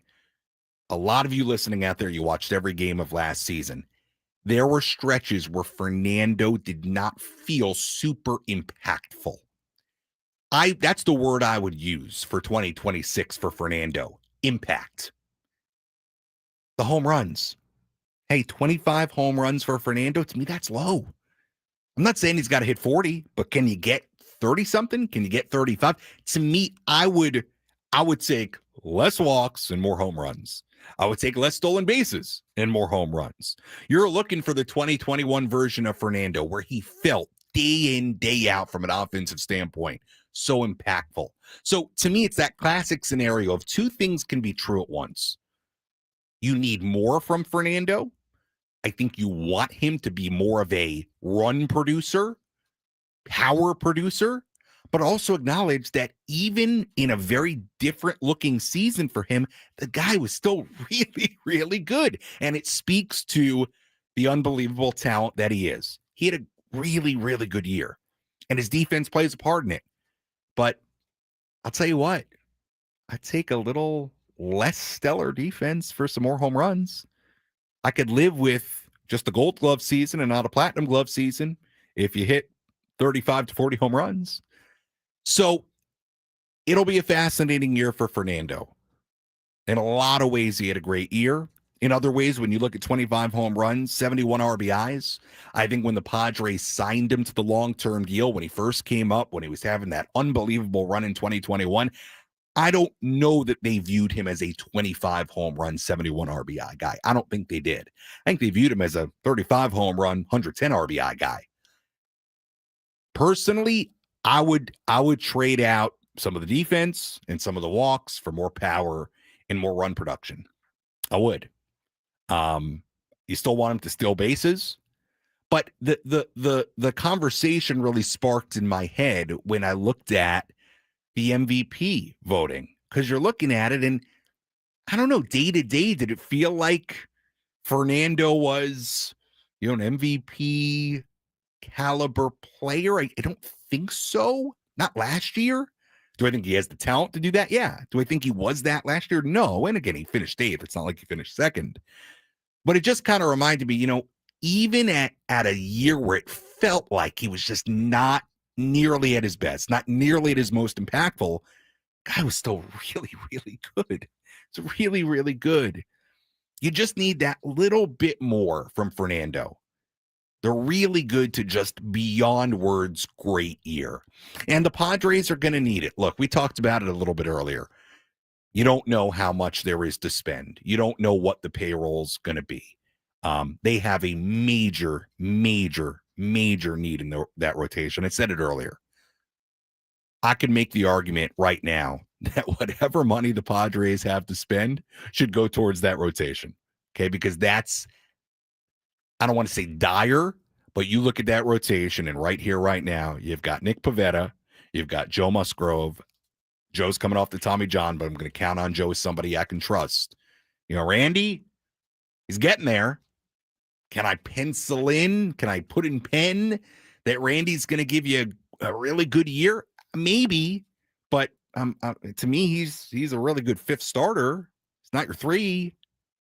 Got major needs there. So my point is, I don't know what that offensive bat's going to be. I don't know what they're going to be able to do free agent wise. They've got a farm system that they've dipped into a ton over the last couple of years. I don't know what they have to trade from a farm system standpoint at this moment, even though AJ does such a great job at restocking. One thing that can make up for a lot of that uncertainty from an offensive standpoint is Fernando being the Fernando of 2021. Is Fernando not just being really, really good. It's a 6 WAR guy, Platinum Glover, stayed healthy. It was all great. That's great. But that home run number, 2026, I'd like it to be above 30. That RBI number, 2026, I'd like it to be over 100. I'd take less walks for that. I'd take less stolen bases for that. I'd take even a little less defense for that. That's one area where Padres need more power. We all know it. It's got to be a major, major, major talking point of their offense heading into next year. Well, one way they can get it, you get 10 more home runs from Fernando or more. You get 15 more home runs and he hits 40. Wouldn't that be fun? To see Fernando above 40 home runs again? I just feel like there is more impact Fernando can have on a day-to-day basis. And again, not for it to get lost. He had, by a lot of metrics and in a lot of ways, a great year last year. But day-to-day, it was a weird year because day-to-day via the eye test, it didn't always feel that way. It didn't feel like he was having the kind of impact you know he's capable of.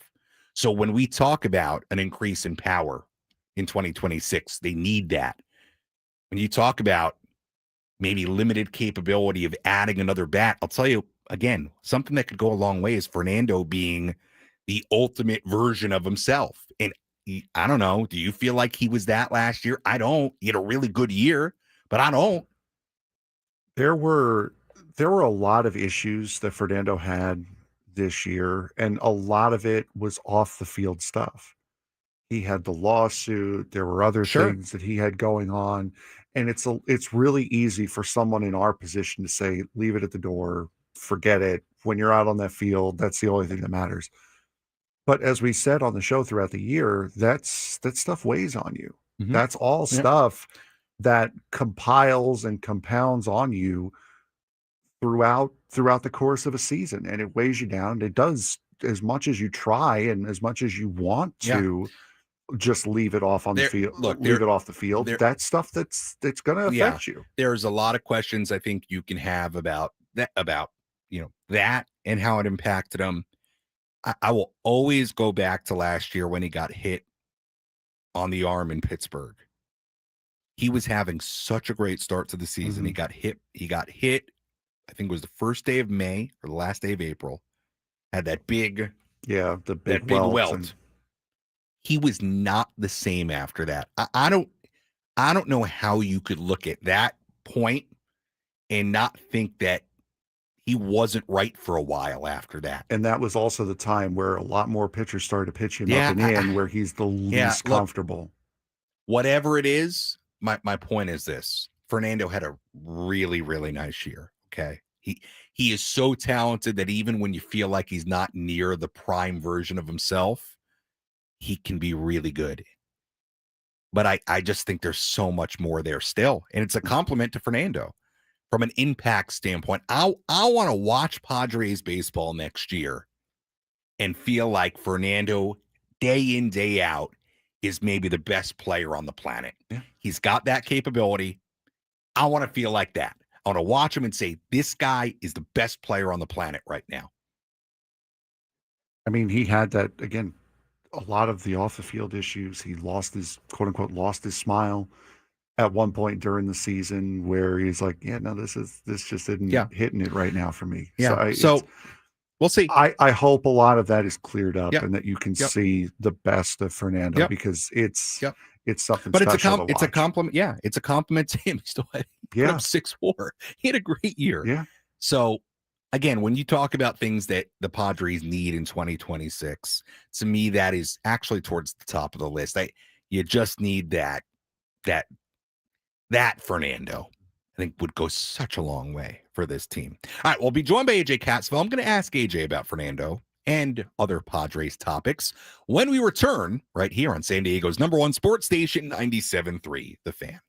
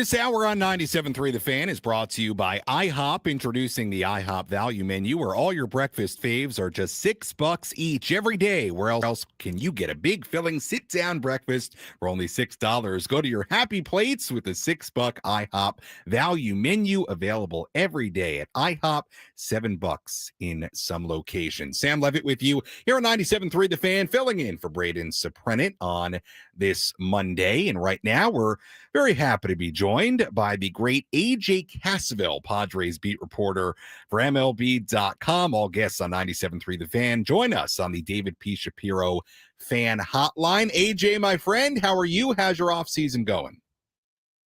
It's going. I'm in full off-season mode as of now. I think last week I spent in Las Vegas at the GM meetings and the MLB awards, but now that that's kind of the unofficial start to the off season, and now it's kind of full go from here. Well, we did have a little bit of Padres news this morning. Padres signing Kyle Hart to a 1-year deal with a club option for next year. Hart had AJ, a bit of an up and down season last year. There were positives as far as his numbers against lefties, what he does with the sweeper.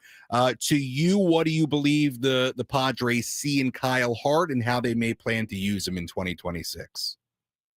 Yeah, it's really interesting because of how he finished the season in the bullpen and the way his fastball played up a tick or two. And I think the way his sweeper played in that bullpen and the fact that you can mix and match him against lefties, like he was a pretty appealing bullpen piece, I think, down the stretch with some flaws. He walked some guys in some spots, and he obviously didn't make the wild card series roster, but like there were things to like about him in the bullpen. But you look on paper at this team and kind of where their deficiencies are and where their strengths are, like the bullpen is clearly a strength and the rotation is clearly a need. So I think they enter this season, or at least camp, with Kyle Hart potentially in an either or role. Like he can cover innings, he can potentially compete for a starting spot if there aren't other guys that step up and grab that spot. But ideally, I think you want him in that lefty relief role. The Padres have a few options for that spot as well. Wandy Peralta, Yuki Matsui behind Adrian Morejon.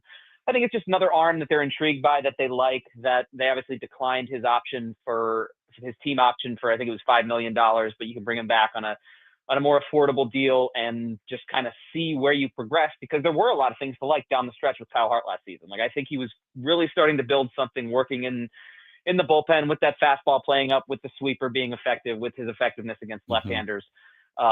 So you bring him back and just add him to that pitching mix. Where he lands might be dependent on who else they add to that group this winter. AJ, a handful of days ago, you wrote about a few different things for MLB.com. One of the things you talked about, and you alluded to it, obviously the Padres have major needs in the starting rotation. To me, it's top of the list as far as where their offseason begins. But the idea of, and I've talked about it when I filled in here the last few weeks, the idea of the Padres going to maybe their biggest strength, their bullpen, and using that to fill needs in their rotation. You mentioned the names, Mason Miller, Adrian Morejon, David Morgan.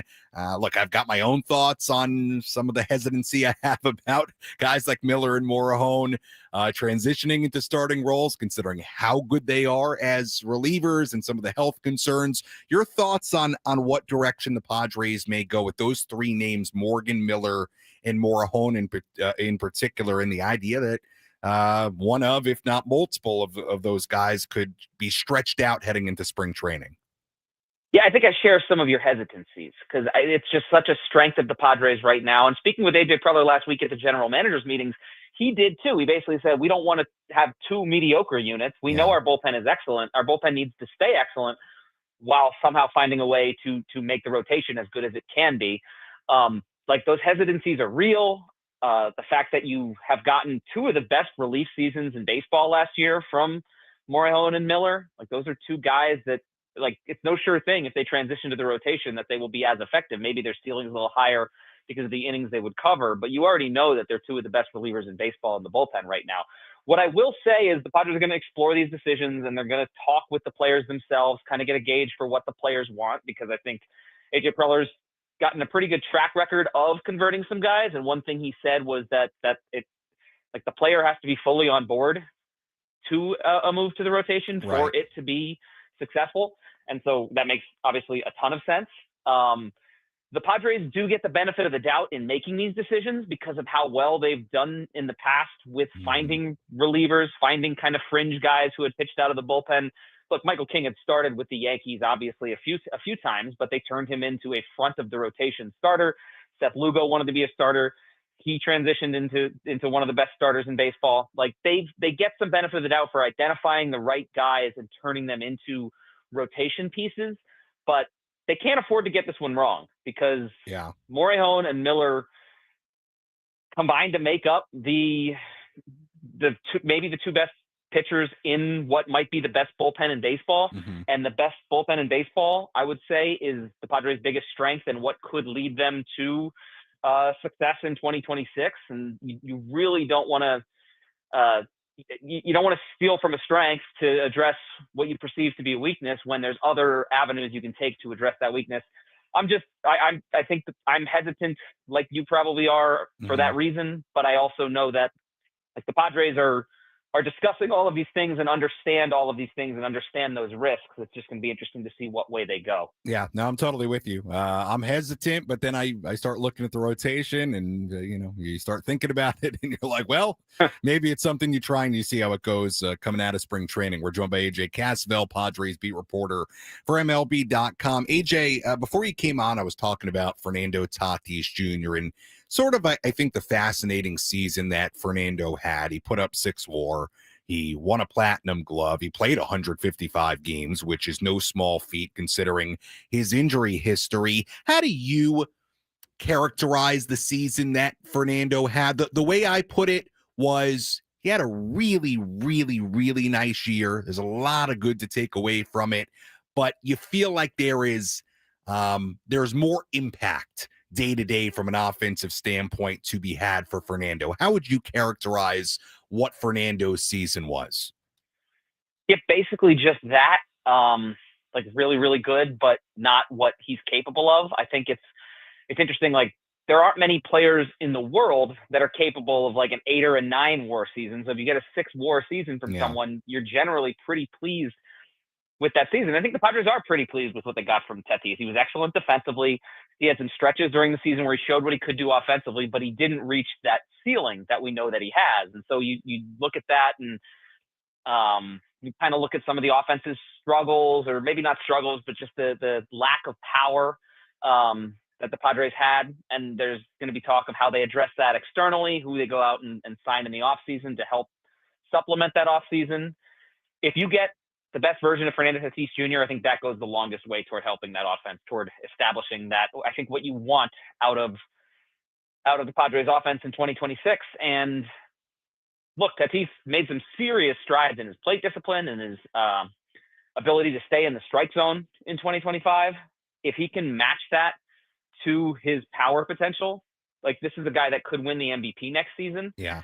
And the other thing, like I'm just talking about it right now, I'm a little hesitant to like continue to go down this road of like what he could do, what needs to change, because like you said, he had such a solid season that like he clearly wasn't the problem. He clearly wasn't the reason that the Padres didn't achieve their goals last season. He had a good season defensively, a good season offensively. It's just that there's more to be extracted from him. And I think he knows that. I think he was pretty hard on himself after the season, particularly the way it ended. But that doesn't mean like some of the good things he did in 2025 don't matter and aren't going to be something that he can build on going forward. So honestly, like I look at this 2025 season and I wonder like wherever it goes after this year might just define how this season went. Like his season is over, but if Tatis makes the strides on the 2025 season, if he keeps that plate discipline and adds the power, maybe we look back on 2025 as the season where he kind of started that development into being that complete offensive player where he can work some walks at the top of the order and also hit for power, hit some home runs. So I don't know. It was up and down. It was such a good season and yet leaves you wanting a little bit more. And I think that's kind of probably how he would characterize it too. Yeah. Well said. Good points all the way around on Fernando Tatis Jr. AJ Cassavell, Padres beat reporter for MLB.com, joining us here on 97.3 The Fan. Last one for you, AJ. We'll stay on offense. no secret, and more home runs for Fernando Tatis Jr. would help this, but the Padres need more pop. They need more power. You would imagine they are looking for that in a bat heading towards the winter meetings, although AJ Preller didn't close the door on a reunion with Luis Arraez for 2026 at the GM meetings. Your thoughts on their pursuit of a bat, and I suppose the Arraez possibility as well? Yeah, Arraez doesn't seem to fit that trajectory of looking for power, but every time we ask AJ Preller about power, he says more or less what he said with the rotation and the bullpen, or how you don't want to rob from one thing you do well to make sure another thing make sure you do another thing well. Like, he wants the team's contact-oriented approach to remain while still finding a way to tap into that power. And so I think that's part of the reason you're hearing that the Padres are interested in bringing back Luis Arraez, and ultimately I think that depends on what the number is and if the Padres think it's right. But if they do bring back Luis Arraez, or if they do explore that further, I still think they need to add another power bat. I don't think, if you look at their offense, they need probably one hitter based on the way the lineup is constructed right now, one kind of everyday regular guy. If they were to bring back Arraez, and if Arraez were to be that guy, then you need to add a power bench bat or a power DH type bat just to kind of fit in and boost those numbers. I think the Padres can reasonably, with whether it's a change of philosophy or just moving from one season to the next, expect a bit more power production from some of their big names: Manny Machado, Fernando Tatis Jr., Jackson Merrill. Like, those are guys. I was in Las Vegas for the All MLB Awards last week. The Padres did not have an All MLB guy. All three of those guys are All MLB caliber. The quickest way to fix the offense is for those three guys to be All MLB next season, and I think they can be. Now, beyond that, like, is the DH first base spot the open spot? Like, is Luis Arraez the right fit for where the offense needs to go? I don't think he is by himself, because I think the Padres need a little bit more power, but I think you can bring him back if it's at a reasonable cost, and then maybe spend money elsewhere finding another more of a bopper type bat. Yeah, I agree with you. AJ, very good analysis. Enjoy the rest of your November into Thanksgiving. I will see you at the winter meetings in Orlando, or I suppose somewhere around Ocean Beach, my friend. Thank you very much for the time. All right, good stuff. Thanks, Sam. All right, that is AJ Cassavell, Padres beat reporter for MLB.com, joining us on this Monday here on 97.3 The Fan. Look, I agree with AJ, and it doesn't mean that, you don't want the Padres to go get a bat and spend. And you saw Josh Naylor sign with the Mariners yesterday, re-signed with the Mariners yesterday, which I think is great for the Mariners. I think that's an outstanding job by them to just have a priority, go get him. He's a really, really good player. Oh, he would be a perfect player for the Padres to play first base and provide some power. But I tend to agree with AJ in this sense. We can talk about outside bats, for the next hour, but there is no doubt that from a power standpoint, they also need the guys already here to just produce more power. 25 home runs, like I said earlier. Fernando had a really, really nice year. But he's capable of more than 25 home runs. That's not the player that you expected. You expected 30, 35, 40. Probably more on the 35, 40 scale. Manny, again, he finished high 20s. You could use a few more from him. Jackson Merrill, a healthy season. I think there's more power in there, certainly. The guys already inside that clubhouse having better years, and especially from a power standpoint, would go a long way. Would go a long way. Having a full season of Ramon Laureano and him providing more from a power standpoint would go a long way. So I agree with AJ in that sense that, a big fix to the power problem is having your stars be more power producing. I mean, look, that to me, and the rotation is a part of this roster that needs addressing, no doubt. And I know it sounds like a broken record when we talk about this over and over and over, and it seems like we have a very similar conversation about it year after year. Make no mistake, this Padres team in 2026, they will go as far as their stars take them. That has not changed. that has not changed. When we come back, get to those NFL headlines. Let's do that. We promised that. Let's get to that. More Padres talk, more Aztec talk, more SDFC talk. We're doing it all on 97.3 The Fan.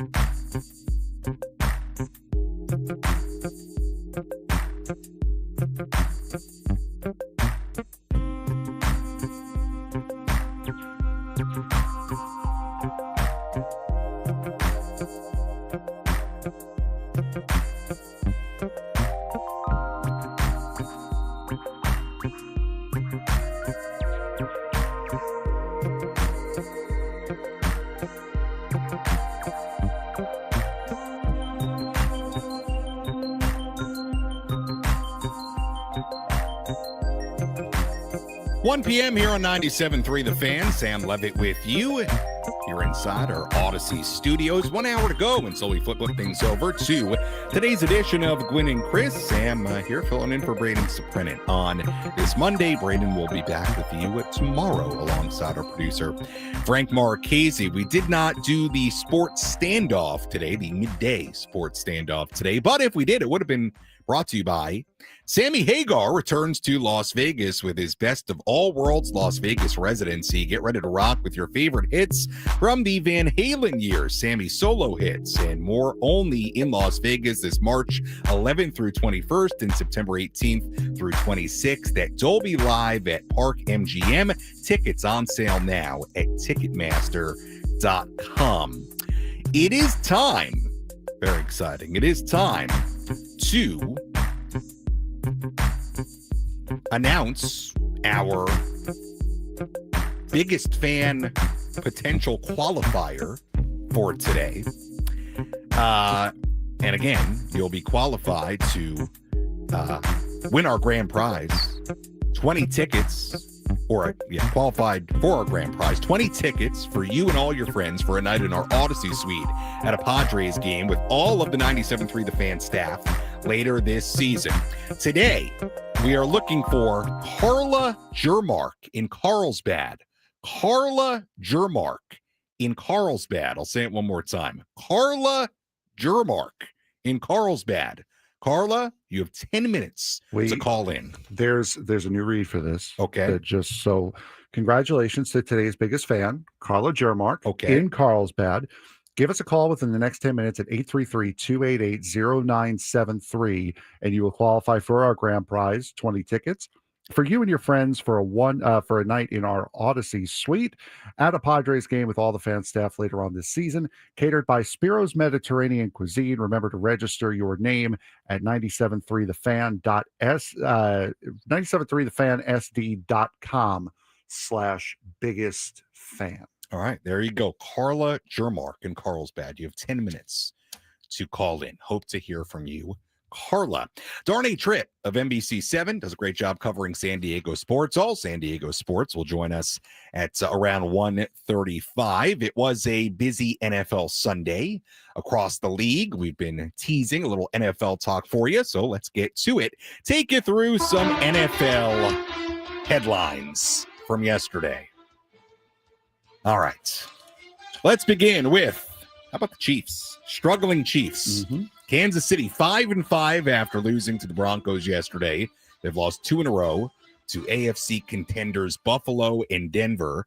They'll enter Week 12 on the outside of the AFC playoff picture. Seems like a while since we've been able to say that about Kansas City this late into the season, but Chiefs only 5-5. Patrick Mahomes struggling, offense struggling. Denver, meanwhile, has won 8 in a row. Bo Nix led the final drive, ended with a game-winning field goal. Broncos continue to play well. 8 wins in a row. They are currently the number 1 seed in the AFC playoff picture. Brings us to the slipping Chargers. Chargers lost yesterday to the Jaguars 35-6. Chargers now 7-4. Justin Herbert was not good. Chargers hanging on to an AFC playoff spot right now. They'd be the 6th seed if the season ended today, but Jacksonville now in the 7th and final spot at 6-4. Texans, Ravens, Chiefs all lurking on the outside looking in with 5 losses. So not a ton of wiggle room right now for the Chargers, who are now 7-4. Josh Allen and the Bills keep it rolling. Josh Allen, my fantasy quarterback, by the way, scored 6 touchdowns, 3 passing, 3 rushing. Bills beat the Bucs 44-32. Josh Allen throwing for 317 yards and rushed for 40. Very nice job by Josh Allen and the Bills. The Rams continue to look like a Super Bowl contender. Rams beat the Seahawks yesterday 21-19. Rams now 8-2 and took sole possession of first place in the NFC West. Rams have a top 5 offense and defense. Matt Stafford playing great. Through 273 straight passes now without an interception, 27 touchdown passes already this season. Caleb Williams and the Bears won again. They beat the Vikings 19-17. Bears have won 3 in a row and remain in first place in the NFC North. Green Bay bounces back against the Giants. They beat them 27-20, snapping a 2-game losing streak. Steelers won, beat the Bengals 34-12, but potentially losing Aaron Rodgers. Left the game with a left hand injury. Unclear right now the severity of the injury. 49ers beat the Cardinals 41-22. Brock Purdy was back, looked pretty good, 200 yards through the air, 3 touchdown passes, no turnovers for Purdy. And the Eagles beat the Lions 16-9. Eagles still the number 1 seed in the NFC. Lions dropping to 6-4. Right now the first team on the outside of the NFC playoff picture. And that is a quick look at NFL headlines from yesterday, everything going on in the National Football League. And as we said a little bit earlier, we will have Monday Night Football for you tonight. It'll be the Cowboys and the Raiders. That comes your way at 5:15 p.m. here on 97.3 The Fan, following Gwynn and Chris. That's a look at your NFL news of the day. See, I told you we'd get to a little bit of everything for you. What else do we have here on the agenda before we get to later in the hour? I do want to get to this, my Cal Raleigh, Aaron Judge take conversation. You want me to do it right now? Yes. Okay, here we go. Don't disappoint me. Here we go. And I tweeted this sometime in September. I should have asked AJ Cassavell about it because we talked about it during the year a couple of times, and I know we disagree. My AL MVP vote was Cal Raleigh. Thank you. I know you'll put the numbers side by side with Aaron Judge, and I'm not even going to go through it. Everybody knows Aaron Judge, a lot of categories, blows Cal Raleigh out of the water. I get it. But I am a narrative guy. I am a storyline guy. When I think about MVP, when I think about Cy Young, when I think about Gold Gloves, when I think about these All-MLB awards, which I don't know that anybody cares about that much, but okay. Any type of award, really, in any sport, the way I view it, and this goes for MVP in baseball, where we really don't have a ton of other major awards. Like, I'll give you an example. In the NBA, they have first team, second team, third team.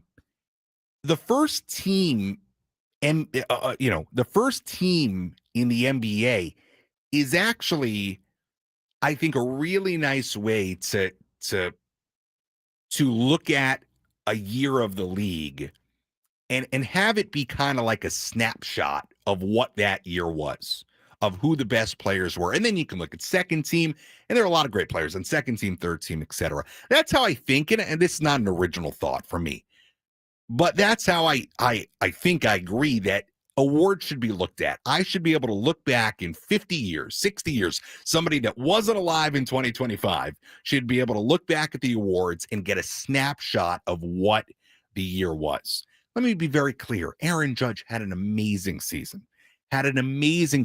He typically does. But I thought in this particular year in 2025, the story was Cal Raleigh.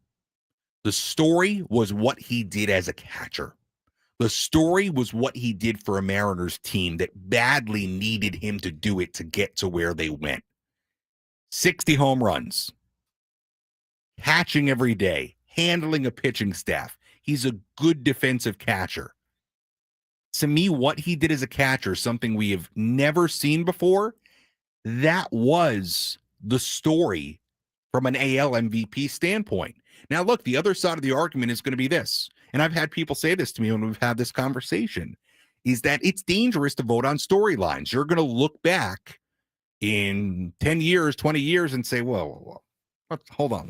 I'm putting these two seasons side by side, Raleigh and Judge, and you're going to look at average and OPS and a lot of the metrics and say, how on earth wasn't Aaron Judge the MVP, even though Raleigh hit 60 homers, had a great year in his own right?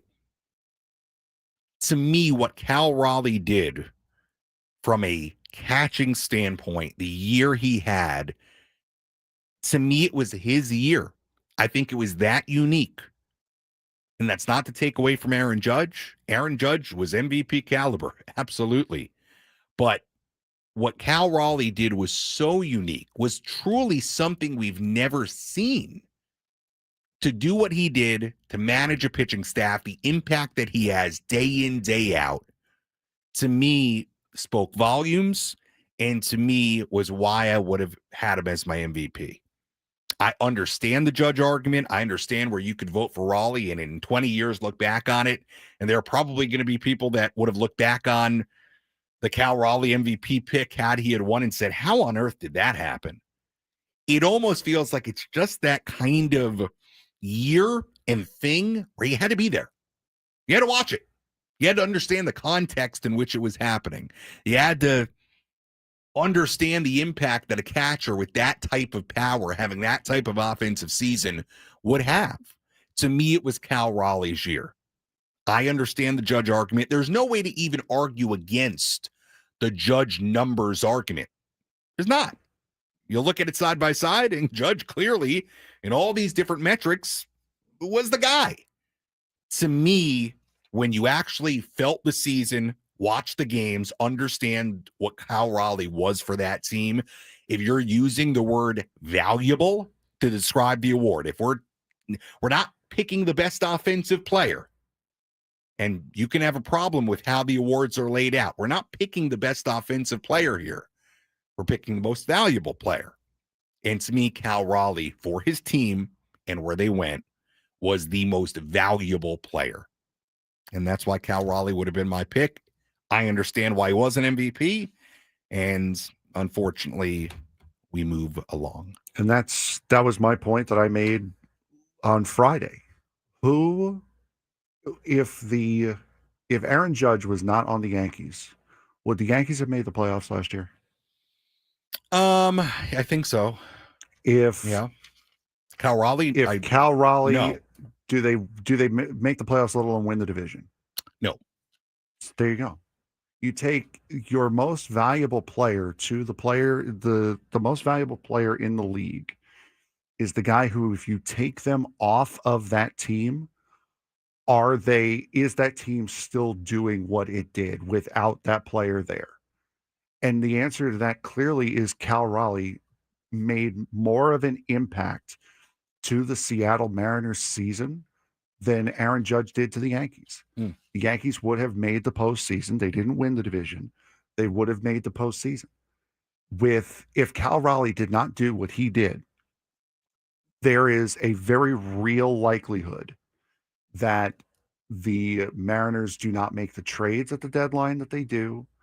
And because they don't make those trades, that means they're not close to being where they were. So I'm sorry, Cal Raleigh is that guy. Yeah, look, you're not going to win the numbers game with this. You're just not. And I see a comment in the YouTube chat saying, what does it say here? This is a sign of fans becoming desensitized to how elite Judge is. Number one, it's not a sign he won.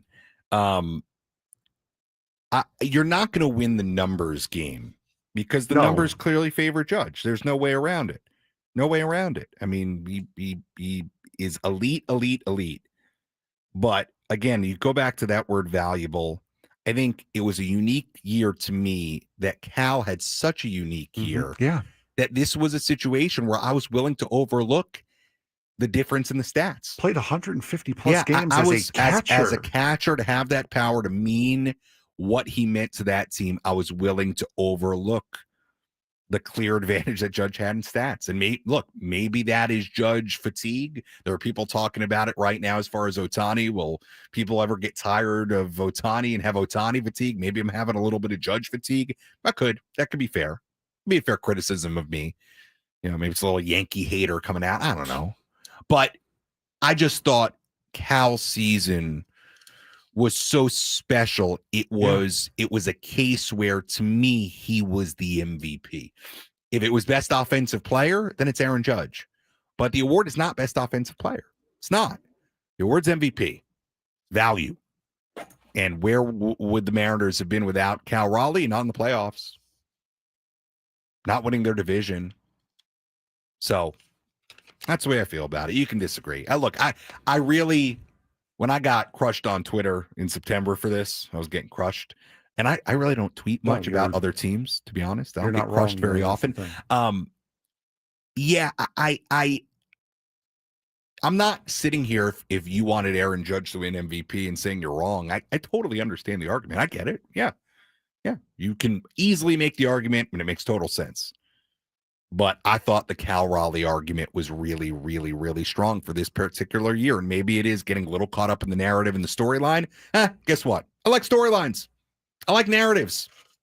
I don't know. That to me is a part of what this is in sports. Again, when I look back in 50 years and take the snapshot, I wanted to be able to look at AL MVP and remember, oh, that was the year Cal Raleigh hit 60 home runs as a catcher.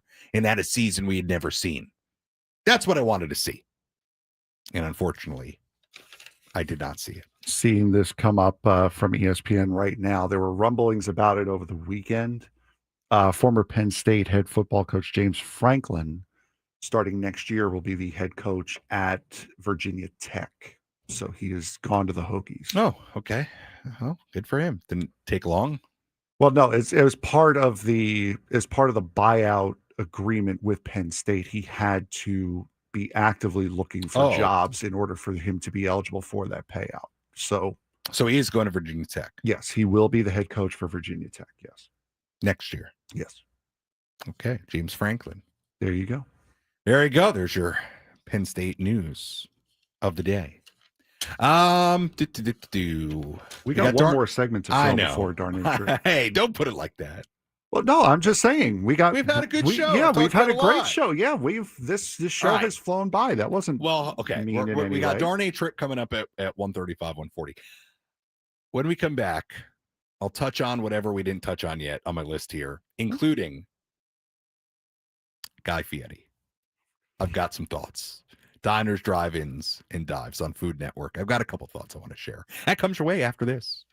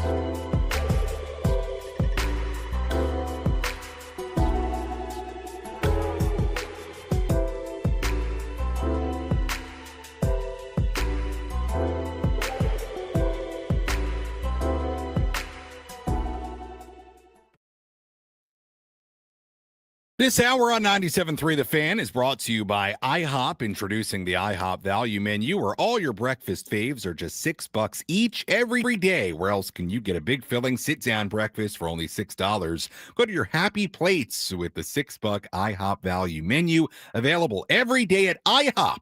$7 in some locations. Sam Levitt with you here on 97.3 The Fan, filling in for Braden today, taking you up until 2 p.m. That's when we flip things over to today's edition of Gwynn and Chris Ello, Tony Gwynn Jr., and the award-winning Matt Scraby, taking you up until Monday Night Football when the Raiders take on the Cowboys here on 97.3 The Fan. Darnay Tripp of NBC 7 will join us in about 12 to 15 minutes. We'll talk with Darnay about a number of San Diego sports topics, all things we've touched on today: San Diego FC, Padres, Aztecs. So we'll be joined by Darnay coming up in just a little while. Couple of things that I wanted to get to before that. One story here that I thought was interesting, and Frank, this will perk Frank up a little bit here. Saw this story, Frank. The headline was, let me grab it here. Hold on. Should have had it. Hold on. Want to read the headline to you. The headline here was, I just thought it was interesting. Still got a half hour to go. Here we go. Headline was, with Edwin Diaz on the market, a perfect storm is brewing for the Mets to lose him. Thought it was an interesting piece. I'll read here just a couple of sentences from it. Thought it was an interesting baseball story.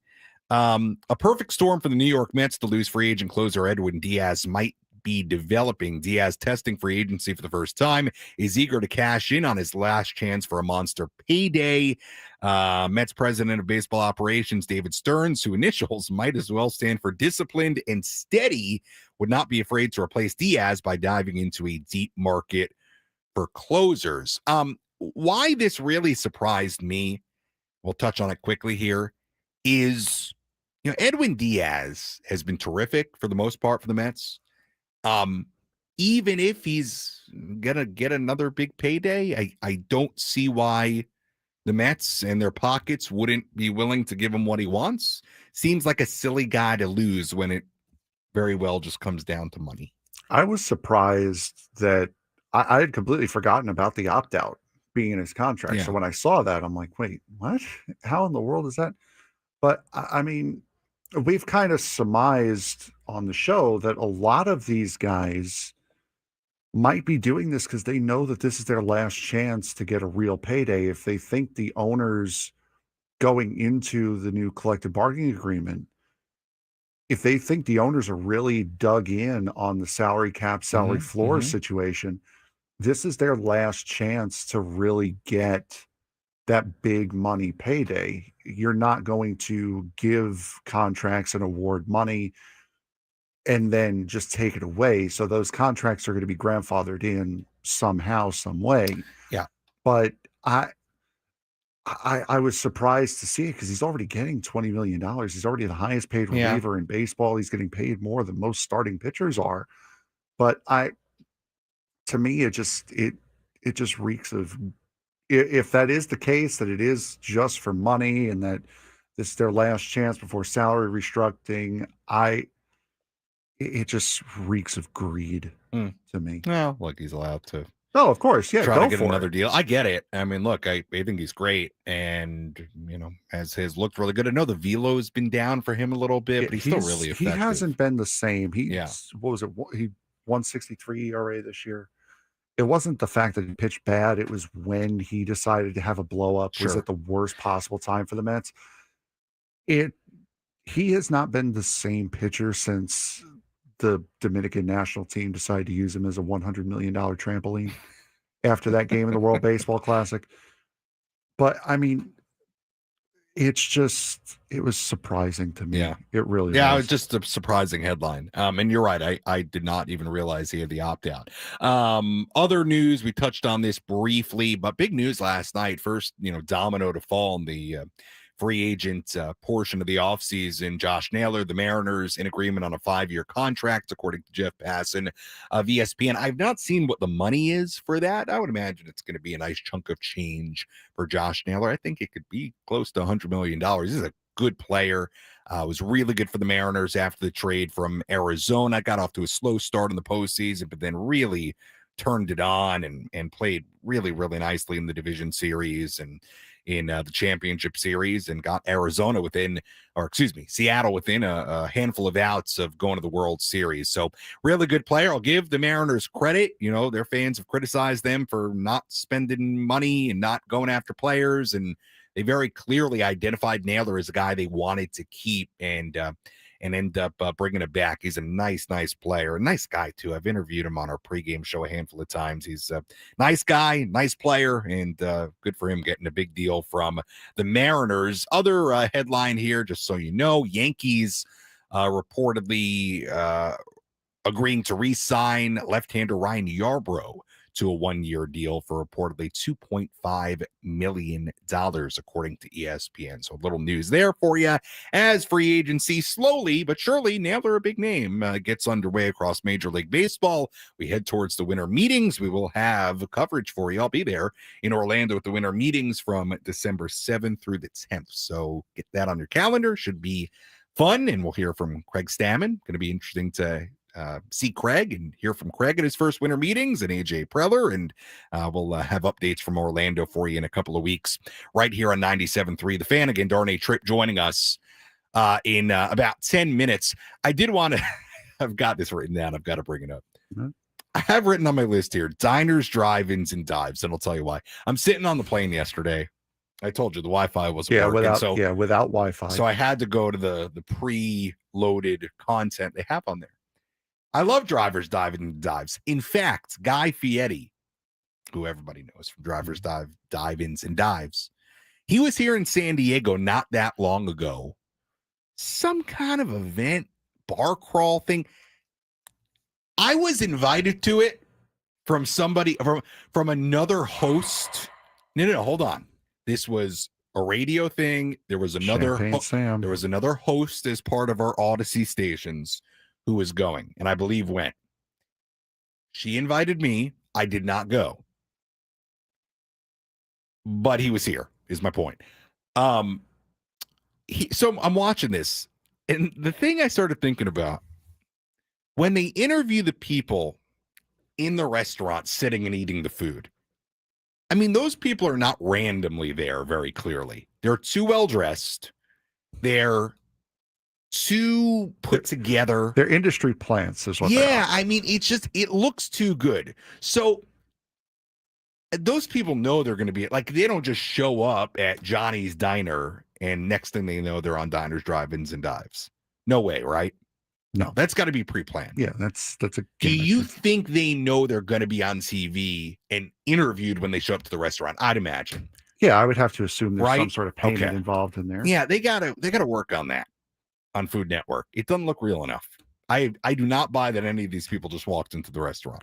That's my first point on my first thought while watching Diners, Drive-Ins, and Dives. The other part was I'm watching this episode and guy gets out of his car. He's with another guy. I think they were in Indianapolis. And Two people named Guy. And it was a guy named Ronnie. Well, no. The other guy was named Ronnie 2K. Have you heard of Ronnie 2K? No. And apparently some video game Wonderful. Guy. I don't know. Probably, I just thought this probably was an NBA. I thought this was the weirdest pairing on Food Network. Guy Fieri, and he's like, "Here's my friend, video game gamer Ronnie 2K." I was like, "What is going on?" Just watching this, I'm like, "What is going on?" Ronnie 2K and Guy Fieri. I don't know much about Ronnie 2K, but anyway, those are my thoughts yesterday watching Diners, Drive-Ins, and Dives. Great show. I really do enjoy it. I do. You know what? I want to look up what restaurants here in San Diego have been out in Diners, Drive-Ins, and Dives. I'd like to know. You want to know what I want to know? Yes. I want to know who gets a pair of tickets to see okay. San Diego State basketball. Before we go to break here, I forgot about this, everybody. Here we go. This is very exciting. You're going to want to tune in, all seriousness, before we welcome in Darnay Tripp on the other side of this break. Hold on. Pulling it up. Okay. Here we go. Caller number 5. If you are caller number 5 right now, 833-288-0973, 833-288-0973. Caller number 5 will win 2 tickets to see the San Diego State Aztecs take on the Troy Trojans at Viejas Arena on Tuesday night, tomorrow night. Tomorrow night. Caller number 5 right now at 833-288-0973. You will win 2 tickets to see the Aztecs take on Troy on the basketball floor tomorrow night at Viejas Arena. We're back after this on 97.3 The Fan.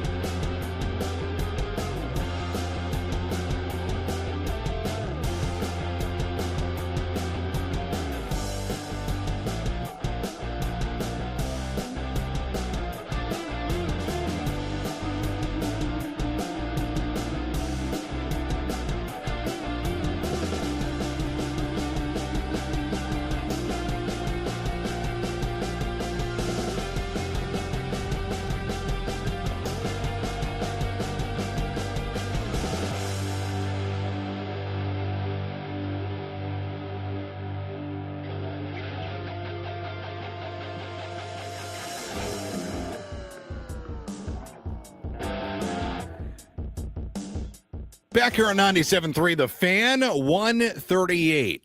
Sam Levitt with you. Taking you up until 2 p.m. until we flip things over in just a little bit to today's edition of Gwynn and Chris. All guests on 97.3 The Fan join us on the David P. Shapiro Fan Hotline. David P. Shapiro, criminal defense attorneys helping good people regain control of their future when charged with a crime since 2010. Visit davidpshapirolaw.com. And joining us right now on the David P. Shapiro Fan Hotline is none other than the great Darnay Tripp of NBC 7. Does a wonderful job covering all San Diego sports. Had him on a handful of weeks ago when I was filling in for the morning crew. Did such a great job. I thought, why not bring Darnay on again? I could ask this guy about anything. SDFC, Aztecs, Padres, you name it. He'll bring the heat. Darnay, how are you? I'm doing well. Thanks for having me back on, Sammy. Absolutely. All right, let's start with Padres. You were at the Craig Stammen press conference a week ago today. Let's get your thoughts on the new Padres manager, his presser, and the overall scenario with Craig Stammen taking the helm at the top of the dugout.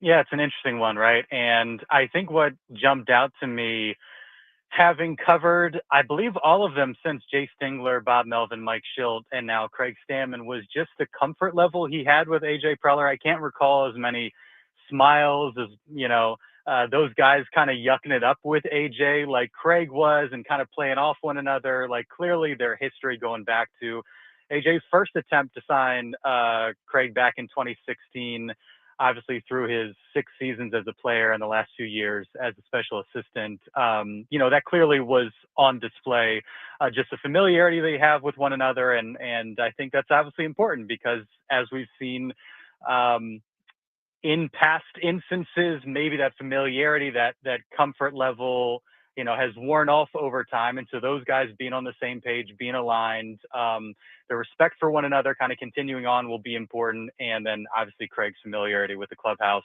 and the guys within on that roster and everything you hear from, Jason Adams speaking to him there, which you've heard from guys like Joe Musgrove, even Craig kind of sharing some of his exchange with Manny Machado. Those guys seem really excited to have Craig, steering the ship now. And the part that we just don't know is his aptitude as a manager, game in and game out. We have some idea of his kind of relationship skills, his ability as a communicator, and all that, handling difficult situations. And he said it himself. There's going to be a learning curve and there's going to be some mistakes, but what we've learned through the years about Craig as a player, hard worker, not the type of guy that wants to make the same mistake twice. He's going to learn, he's going to adapt, and he's going to need to because he knows he's walking into a job with real expectations. Well, Darnay, obviously, news-wise, it was an eventful month or so. You had Mike Schilt stepping away. You had Craig Stammen getting hired, obviously, the ownership announcement last week. To me, I'm now sort of turning my attention to the winter meetings and this roster. I feel like lineup, has some spots that need improvement. You need more power, but you're in a pretty good spot. Bullpen, you're in a very good spot.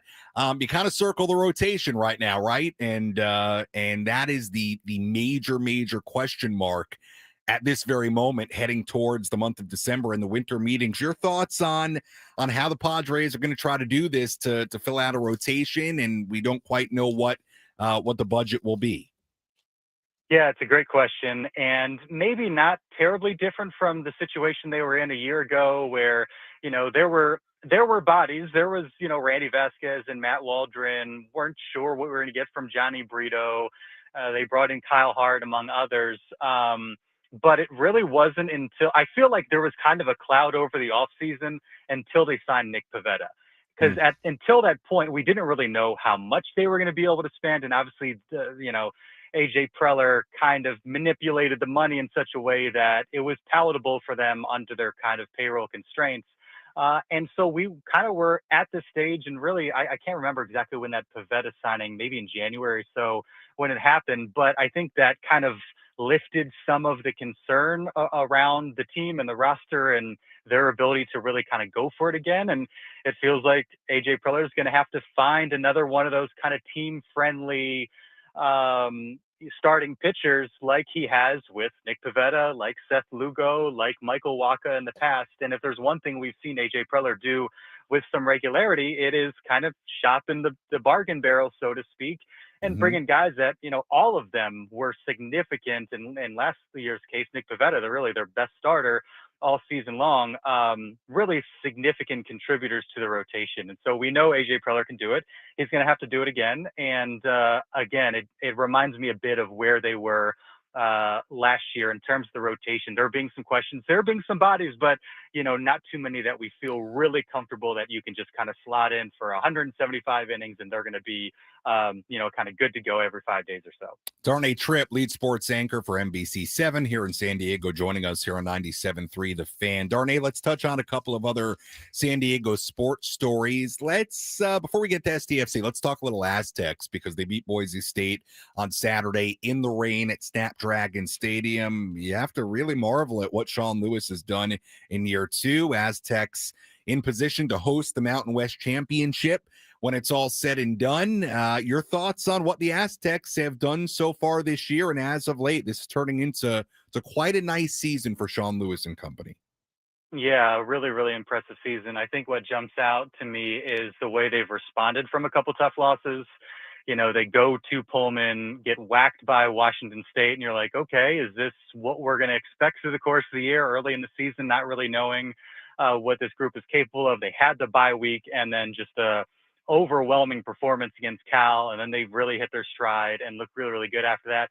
Kind of the same deal after the Hawaii loss. They go to Hawaii, a really lopsided performance, probably the worst performance of the entire season. Then you got to turn right back around and face Boise, on a night with lousy weather and all that, with so much on the line, and to see them respond the way they did, and just to kind of win, do whatever is necessary on that day to get the win. We've seen them score 40 plus points and look really good offensively. That hasn't been the case really for 3 or 4 weeks now. They just haven't been clicking, but they found a way. And it was very much kind of vintage Aztec football, 277 on the ground, lights out defense. Really, really impressive to get that done and to now be in the driver's seat in the Mountain West. I think the question going forward is, look, there's obviously business to attend to. You can't take your foot off the gas with, a team that you should beat in San Jose State, and then you got to go to New Mexico. Those are going to be tough games. And given how congested things are right behind them, just one game back, they might need to win both those games. And I'm sure they're approaching it as such. I think the question is, if they end up in a game where they're having to score with regularity, if the game's played in the 20s or 30s, or God forbid the 40s, can they hang? Because that's just the one thing we haven't seen from them in recent weeks. But if they get that clicking, that can be really scary for the rest of the Mountain West, and regardless, they're in really, really good position. You have to like what we've seen from Sean Lewis in the program this year. Absolutely. Darnay Tripp joining us from NBC7 right now here on 97.3 The Fan. Darnay, let's finish up with SDFC, the big series win against Portland. I had a guest on earlier, Marcelo Balboa, former U.S. national team defender, National Soccer Hall of Famer, really just speaking very glowingly about this season that SDFC has experienced. I mean, Darnay, you look at it, if SDFC pulls this off and they win the MLS Cup, they would become just the second expansion team to do it. And you'd be looking at, I think, the best expansion season ever in the history of the league. It's remarkable what they continue to do. As you have followed this team from day one. You've done a lot of work on the build up to their inaugural season. What has this been like to watch? Really, the stunning level of success that they continue to have. The MLS Cup very much in reach. Yeah, it's been remarkable. And I mean, similar to, what I just said about the Aztecs, they also had a 3-game skid where you're like, okay, they're coming back down to earth. And then they get it back into gear and have, I think, an incredible month of May. A similar case in September, they kind of slowed down. You're like, okay, is this young team, this new franchise hitting a wall? Because something similar happened with St. Louis, one of the best expansion seasons ever. They kind of hit a wall at the end of the season and they lost in the first round. And so you're like, okay, is this happening again? Couple nice wins in October. And then the way that they responded to just a deflating loss at Portland, a game that should have been in hand. They should have had the series wrapped up at that point. And you have to wonder, okay, is that going to hang with them now into a game 3? And you just think about how lousy of an ending that would be to what has just been a phenomenal season. And you didn't want that for this group just because of how positive this story has been and the way they come out flying out of the gates and just put together a dominant performance to advance. And so I think, as fun as they have been to watch, they try and score goals, they go for the win, they're very aggressive, constantly like moving forward, but also just the way they've responded to some kind of adversity and been really sound kind of mentally throughout the course of the season. I think that's been really, really impressive. And the teams in the East are really, really good. We haven't had a chance to see many of them through the course of the year, so it's kind of hard, and unless you're, grinding MLS film match in and match out, which I can't claim to be doing. It'll be interesting to see how they hopefully stack up. But to this point, you look at what they've done, you have to feel good about their chances to keep this thing going. We know how it is at this point. One match, anything can happen. So there's no guarantees, but there's nothing that makes you feel like they can't just kind of keep it rolling the way they have. It's been super, super impressive and really, really fun to watch.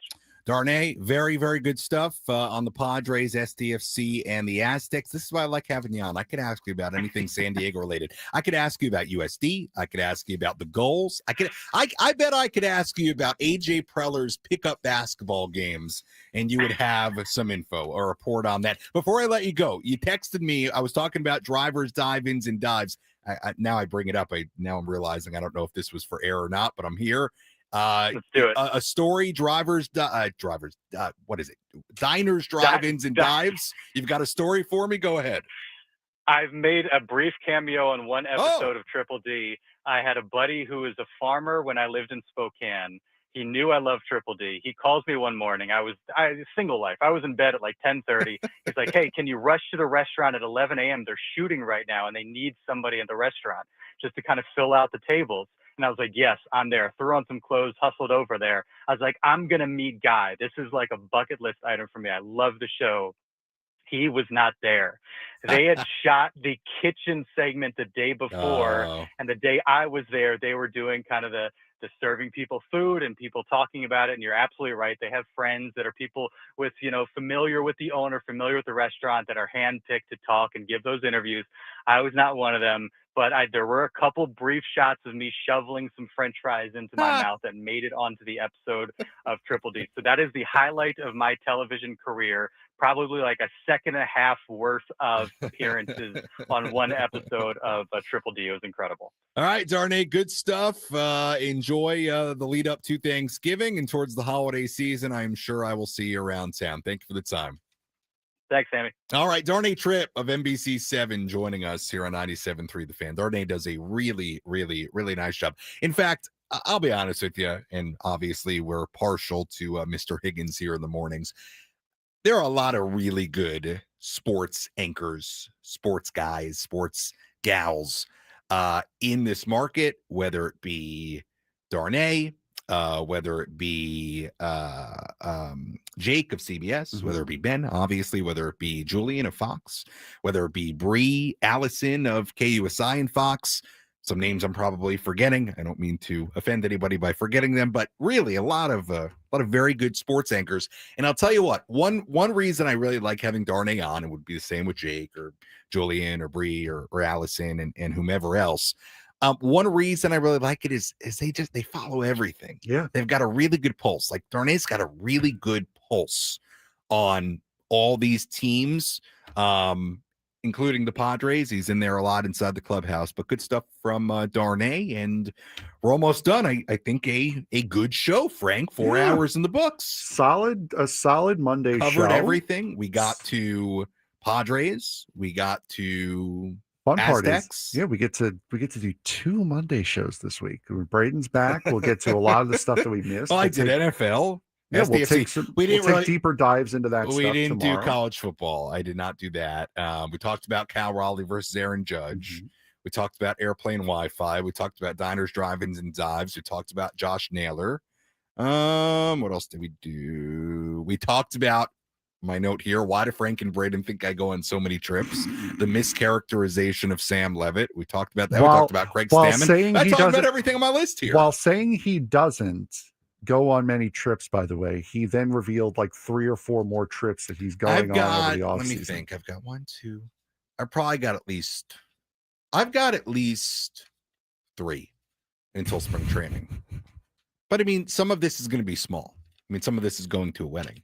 It's still a trip. It's still a trip. Doesn't matter. I've got probably 4 to 5, if I'm being honest. There you go. See? And there may be a big one in there. There's going to be one, I think, pretty significant one in there, probably in January. What, are you getting married or something? No. No. Long way away from that. All right. Off to tomorrow we go. Yes, tomorrow. Braden's back. A couple of married men, Tony, Chris, they'll be with you. Here in a second. Scraby's not married. Not yet. Quinn and Chris coming your way after this. Frank, great job today. I'll talk to you later. Bye, everybody. 2 of America.